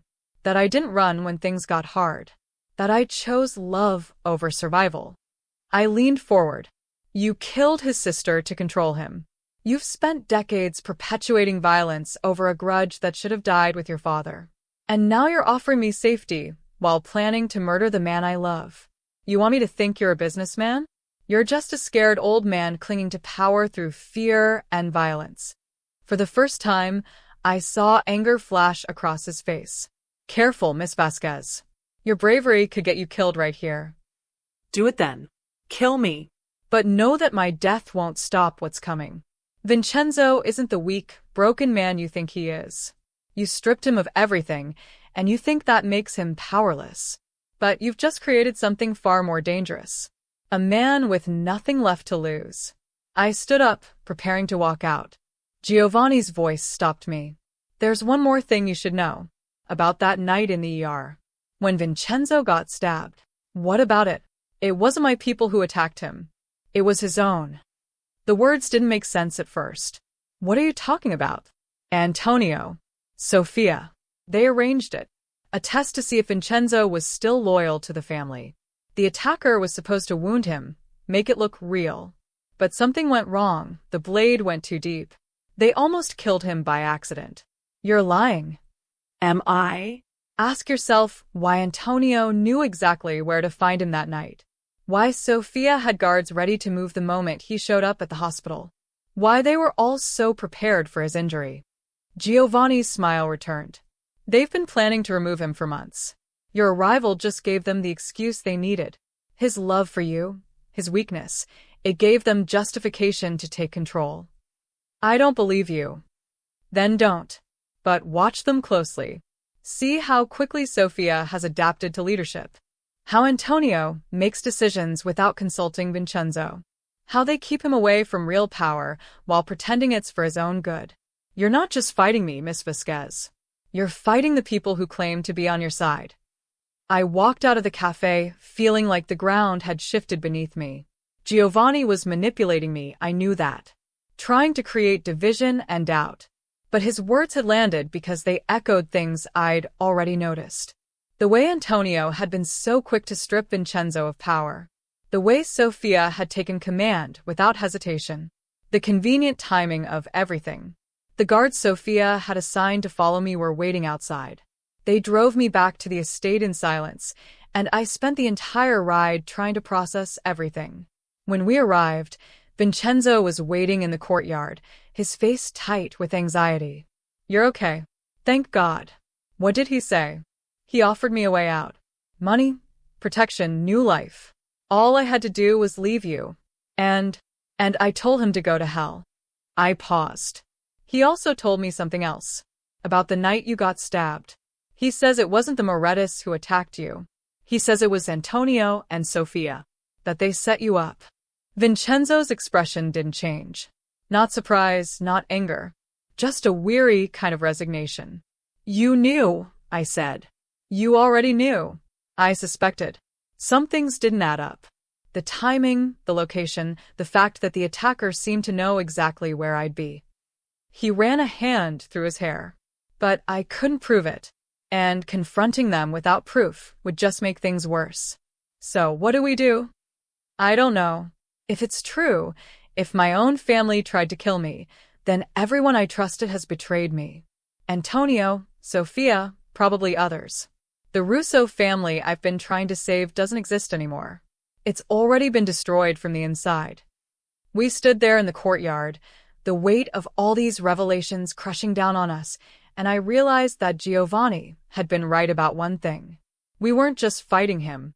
We were fighting everyone. There has to be a way, I said. Some way to end this that doesn't involve everyone dying. If there is, I don't see it.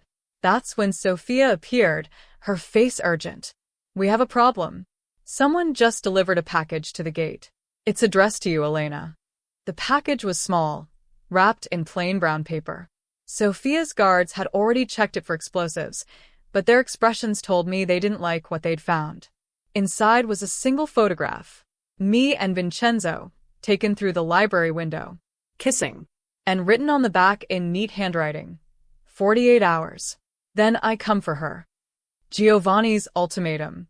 2 days to make a choice. Save myself or die with Vincenzo. We need to move you, Sophia said immediately. Somewhere more secure. Somewhere he can't reach. No more running, I said. No more hiding. If Giovanni wants a war, then we give him a war. But on our terms, not his. Elena, you don't understand what you're saying, Sophia started, but I cut her off. Don't I? I understand perfectly. You want me hidden away, because I'm a liability. A weakness that can be exploited. But what if instead of hiding me, we use me? What if we turn Giovanni's obsession with me into a trap? Vincenzo was looking at me with something between admiration and horror. What are you proposing? I'm proposing we end this. Once and for all. Not with secret deals or political maneuvering. With a direct confrontation. Giovanni wants me? Fine. Let him come get me. But when he does, we'll be ready. That's suicide, Sophia said flatly. It's the only move we have left. We're outmaneuvered, outnumbered, and running out of time. Bold action is our only option. I saw something shift in Vincenzo's eyes then. Recognition, maybe. The understanding that I was right, even if the risk was enormous. If we do this, he said slowly, we do it smart. We choose the location, the timing, everything. We control every variable we can. And we don't tell anyone the full plan, I added, looking pointedly at Sophia. If Giovanni has sources inside your family, we can't risk the information getting out. Sophia's expression hardened. You think I'm the leak? I think I don't know who to trust. And until I do, I'm keeping my cards close. For a tense moment, I thought Sophia might argue or storm off. Instead, she nodded slowly. Fair enough. You want to set a trap for Giovanni, I'll help. But if this goes wrong, if you get Vincenzo killed, I'll finish what the Moretta started. It wasn't a friendship. It wasn't even an alliance. But it was enough. We spent the rest of the day planning. Choosing a location, working out timing, figuring out how to lure Giovanni into a situation where we had the advantage. It was dangerous, probably insane, and our chances of success were maybe 50-50 at best. But it was better than waiting to die. That night, Vincenzo found me on the terrace, staring out at the lights of the city. He wrapped his arms around me from behind, and I leaned into his warmth. You know you don't have to do this, he said quietly. You could still take Giovanni's offer. Disappear. Live a normal life. And leave you? Not a chance. I'm not worth dying for, Elena. That's not your choice to make. I decide what I'm worth dying for. And you, us, this insane, impossible love we've built in the middle of all this chaos, that's worth fighting for. That's worth everything. He turned me around to face him, and I saw tears in his eyes. I don't deserve you. Probably not. But you're stuck with me anyway. We kissed then, and it felt like a promise. A commitment to see this through to whatever end waited for us. Together. Because that was the impossible choice I'd made. Not survival over love. Not safety over loyalty. But to stand beside him no matter what came next. Even if it killed us both. The next 48 hours moved in a blur of preparation and tension. We'd chosen the location carefully. An old shipping warehouse on the waterfront, one that had belonged to Vincenzo's family decades ago but had been abandoned for years. Multiple exits, clear sight lines, enough space to maneuver. Most importantly, it was neutral ground. Not Moretti territory, not Russo territory. Just empty, forgotten space where old grudges could finally be settled. Sophia had reached out to the commission, the governing body that theoretically maintained order among the families. They'd agreed to mediate, to witness whatever happened here. It gave us a thin veneer of legitimacy, a suggestion that this was sanctioned business rather than straight murder. But everyone knew the truth. This was going to be a bloodbath. The only question was whose blood would be spilled. I'd insisted on being there, despite every objection. Vincenzo had argued for hours, but I'd held firm. Giovanni wanted me. His obsession with punishing Vincenzo, through me was the whole reason we were in this mess. I needed to be present for the resolution. Besides, I had my own role to play. The warehouse was cold as we arrived, that kind of bone-deep chill that comes from years of disuse. Sofia had brought 10 guards, the best of what remained loyal to Vincenzo. They took up positions around the perimeter, trying to look confident despite being outnumbered by the Moretti forces already assembling outside. Antonio arrived with 2 commission representatives, old men who'd seen countless mob wars and looked tired of them all. They settled into position off to the side, observers but not participants. "Last chance to change your mind," Vincenzo said quietly, his hand finding mine. "Not a chance." Giovanni Moretti entered exactly on time, flanked by his son Marco and a dozen armed men. He looked around the warehouse with disdain, like even being here was beneath him. Vincenzo. Still alive. How disappointing. Giovanni. Still clinging to 50-year-old grudges. How predictable. You requested this meeting. I assume you're ready to surrender? Turn over your remaining territory and your little nurse, and perhaps I'll let some of your family survive. Actually, I'm here to offer you something better. The truth. Giovanni's expression didn't change, but I saw Marco shift nervously. Interesting. The truth about what happened 50 years ago. About your sister, Maria, and my grandfather. I know what happened. Your grandfather stole her. Got her killed. End of story. That's the story you've been telling yourself. But it's not what really happened, is it? Vincenzo pulled out a folder, the same one I'd seen in his study. I've spent the last decade researching our family's history, hiring investigators, tracking down witnesses, finding documents. And I finally uncovered the whole truth. He opened the folder, spreading photographs and papers across an old crate between them. Maria didn't die in childbirth. She survived. Lived for another 20 years, actually. Raised my father in secret, away from both families. That's impossible, Giovanni said, but there was uncertainty in his voice now. Your father told you she died because he couldn't admit the truth. That she'd chosen love over family loyalty. That she'd rejected the marriage he'd arranged, rejected him, and chose to build a life with the man she actually loved. Vincenzo tapped one of the photographs. This is her, age 40, at my father's high school graduation. She died of cancer in 1985. Peacefully. Surrounded by family. Giovanni grabbed the photograph, staring at it like it might be a forgery. But I could see the recognition in his eyes. That was his sister, alive and happy, years after he'd been told she was dead. Why would my father lie about this? Because admitting she'd chosen my grandfather over his plans would have made him look weak. So he created a tragedy.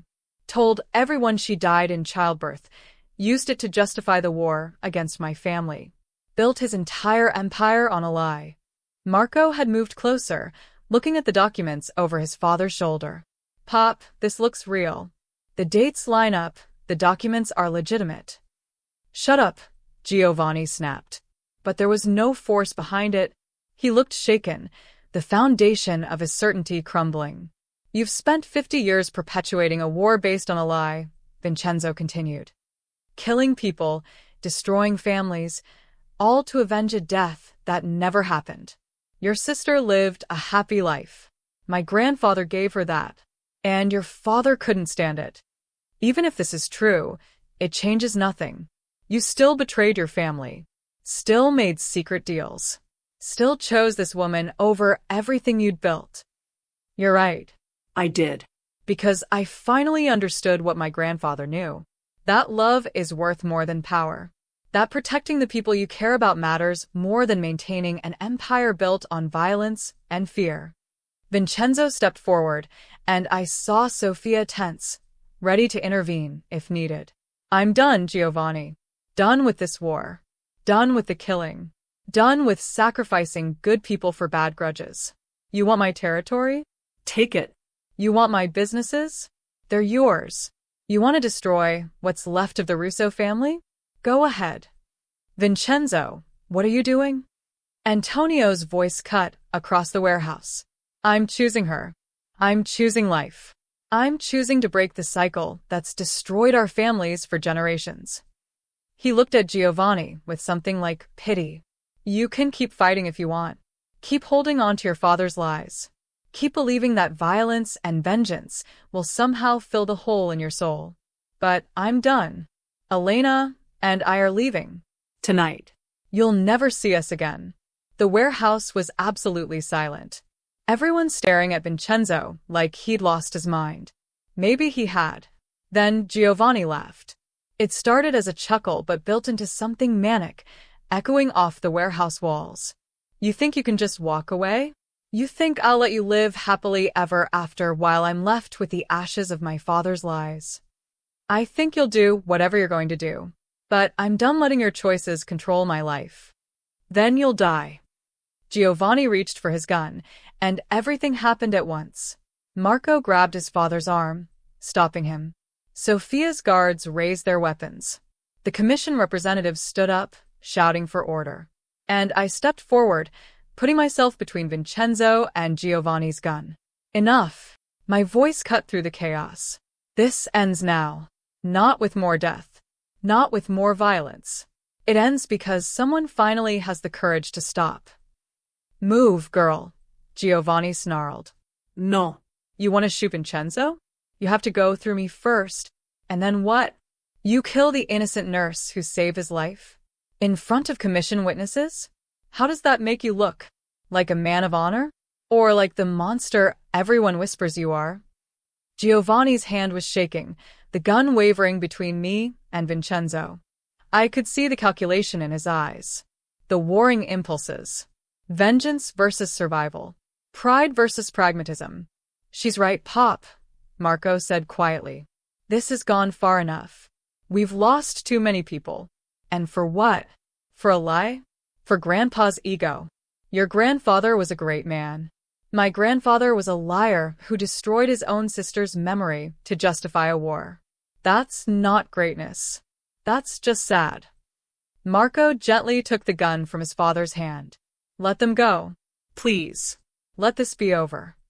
For a long moment, Giovanni just stood there, looking at the photographs of his sister. The proof that everything he'd believed was wrong. The evidence that he'd wasted half a century on nothing. Then something in him broke. His shoulders sagged. His face crumpled. And suddenly he just looked old. Tired. Defeated. Get out, he said, his voice barely audible. Both of you. Before I change my mind. Vincenzo took my hand, and we started backing toward the exit.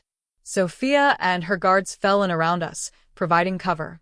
Antonio looked like he wanted to object, but the commission representatives were already moving, making it clear this was over. We were almost to the door when Giovanni's voice stopped us one more time. Vincenzo. About that night. The stabbing. Vincenzo turned slowly. I know it was you. You and Antonio. Testing my loyalty. Antonio's face went pale. Sophia stopped moving, her hand on her weapon. Not me, Giovanni said.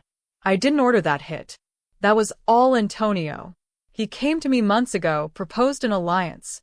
Said if I helped remove you, he'd cede territory, make concessions. I refused. Whatever else I am, I don't strike deals with traitors. Everyone turned to look at Antonio, the old man who'd raised Vincenzo after his parents died, who'd guided the family for decades, who'd just been revealed as the architect of the whole betrayal. It was for the family, Antonio said defensively. You were weak, nephew. Soft. Making decisions based on emotions rather than strategy. The family needed strong leadership. So you tried to have me killed. I tried to give you a warning. The wound was meant to be minor. Just enough to remind you what happens when you show weakness. But you went to that hospital instead of one of our doctors. Met her. He glared at me. Everything that happened after was because you couldn't follow simple instructions. Everything that happened after was because you betrayed me. Your own blood. I did what needed to be done. But there was no conviction in Antonio's voice anymore. Just desperate justification. Sophia, Vincenzo said quietly. He's all yours. Sophia didn't hesitate. She grabbed Antonio's arm, and two of her guards moved in. You're out. Exiled. If we see you anywhere near Russo territory again, we won't be as merciful as Vincenzo. As they dragged Antonio away, his protests echoing through the warehouse, I felt Vincenzo's hand tighten on mine. This was it. The moment everything changed. We walked out of that warehouse into the cool night air, and I could feel the weight lifting. Not gone completely, there would always be scars from this. But lighter. Manageable. What now? I asked. Now we disappear. Like I said. New city, new life, new identities. The money I've been hiding away, it's enough to start over. Live quietly somewhere the ghosts can't find us. And your family? The Russos. Sophia will lead them. She's capable, strong, not burdened by the past like I was. They'll be better off without me. He stopped walking, turned to face me. But I need to know you're sure. This means giving up everything. Your career, your home, your identity. Starting completely over with nothing but each other. I thought about my apartment in Queens.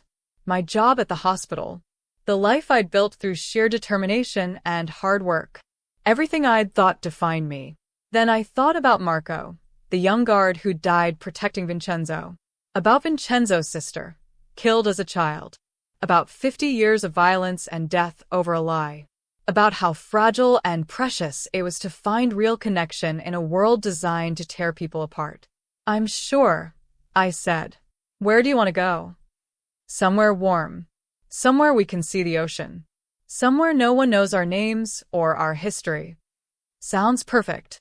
We got into the car Sophia had arranged, a nondescript sedan with license plates that couldn't be traced. As we drove away from the warehouse, away from the city, away from everything that had defined our lives, I looked back one last time. Giovanni was standing in the doorway, watching us leave. And for just a moment, our eyes met. I saw something in his face that might have been regret, or envy, or just exhaustion. Then he turned and walked back inside, and we drove into the night. 6 months later, I was standing on a beach in a small town in Costa Rica, watching the sunset paint the sky in shades of orange and gold. The waves rolled in with a rhythm that had become the soundtrack of my new life. Steady, predictable, peaceful. So different from the chaos we'd left behind. Coffee. Vincenzo appeared beside me, holding 2 mugs. We'd rented a small house right on the beach. Nothing fancy, but comfortable. Private. Safe. Thanks. I took the mug, savoring the warmth. I just got off the phone with Sophia. How are things back home? I still wasn't sure whether to call New York home anymore. But I knew what he meant. The Morettis and the Russos have maintained the peace. Giovanni retired officially. Marco's running things now, and apparently he's actually pretty good at it. More diplomatic than his father. And Sophia? Thriving. She's restructured half the organization, cut ties with the more dangerous operations, focusing on legitimate businesses. Antonio tried to come back last month. She sent him away with a broken arm and a warning. Vincenzo smiled slightly. That sounds like her. She asked about you. Wanted to know if you were happy. What did you tell her? I looked at him, this man who'd given up everything for me, who'd walked away from power and status and everything that had defined him. His hair was longer now, sun-bleached at the tips. His skin was tan from spending days on the beach. He looked younger somehow. Lighter. I told her yes. We're happy. And it was true. We'd spent the last 6 months building a life that had nothing to do with crime or violence or family obligations. I'd started volunteering at a local clinic, using my nursing skills to help people who couldn't afford proper health care. Vincenzo had been teaching English at a small school, working with kids who reminded him of his younger self. Poor, overlooked, hungry for opportunities. We'd created something real. Something good. Something that was entirely ours. Do you ever miss it? I asked. The power, the respect, the feeling of being important. Sometimes, he admitted. Usually around 3 in the morning when I can't sleep and my brain starts replaying all the what-ifs. But then I remember what that life cost me. The fear, the paranoia, the constant violence. The impossibility of trusting anyone. And I remember that what we have here, it's worth more than any empire.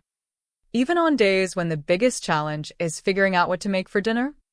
Especially on those days. He put his arm around me, pulling me close. I spent 30 years surviving. Now I finally get to live. That's not a downgrade. That's everything. We stood there watching the sunset, and I thought about the night I'd first seen him. Arrogant, bleeding, demanding treatment in my ER. If someone had told me then where we'd end up, I never would have believed it. But life was strange that way. The moments that changed everything rarely came with warning labels. My phone buzzed. A text from an unknown number, which made my stomach clench. Even here, thousands of miles away, the paranoia followed us. But when I opened it, I smiled. It was a photo from Maria, Sophia's wife. Sophia standing at a ribbon-cutting ceremony for a new youth center in Queens. Funding from anonymous donors. Programs for kids from difficult backgrounds.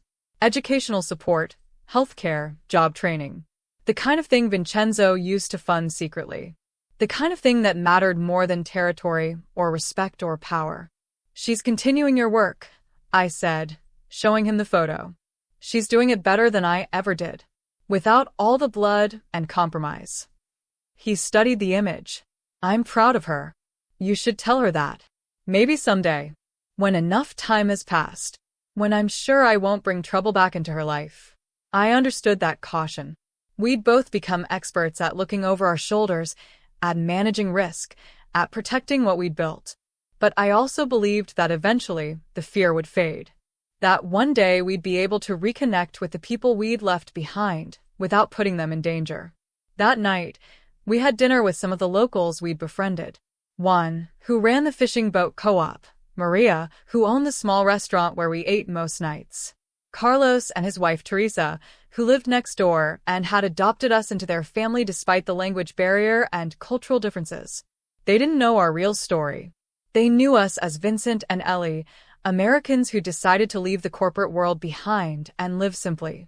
They accepted us without questions, without judgment. Just as neighbors, friends, part of the community. It was the kind of belonging I'd never had before. Not performance-based or transactional. Just human connection. Simple and real. After dinner, Vincenzo and I walked back along the beach.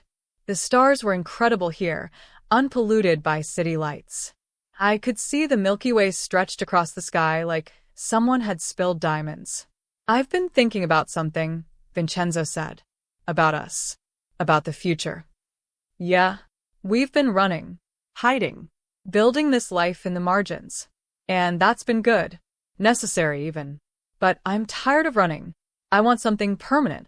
Something that says we're not just surviving anymore. We're choosing each other. Actively. Every day. He stopped walking and turned to face me. And then, right there on the beach under a sky full of stars, he got down on one knee. Elena Vasquez. You saved my life. Then you gave me a reason to live. You challenged me, stood up to me, refused to let me be less than I could be. You walked into my world knowing how dangerous it was and chose to stay anyway. You're the bravest, most stubborn, most incredible person I've ever met. He pulled out a simple ring, silver with a small emerald. Will you marry me?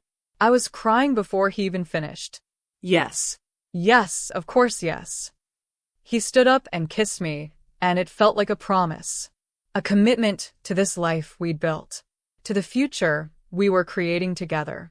As we walked back to our house, hand in hand, I thought about all the decisions that had led here. The choice to save a bleeding stranger in my ER. The choice to perform an unauthorized procedure. The choice to move into a mob estate. The choice to stand between him and a gun. Every one of them had seemed impossible at the time. Reckless. Dangerous. Wrong by every conventional measure. But somehow, they'd all been exactly right. Hey, Vincenzo said as we reached our door. Thank you. For saying yes? For everything. For seeing something in me worth saving. For believing I could be more than what I'd been. For giving me a second chance at life. He kissed my forehead. I don't know what I did to deserve you, but I promise I'll spend the rest of my life trying to be worthy of it. You already are, I said simply. We both made mistakes. We both got things wrong. But we found each other anyway. And that's what matters.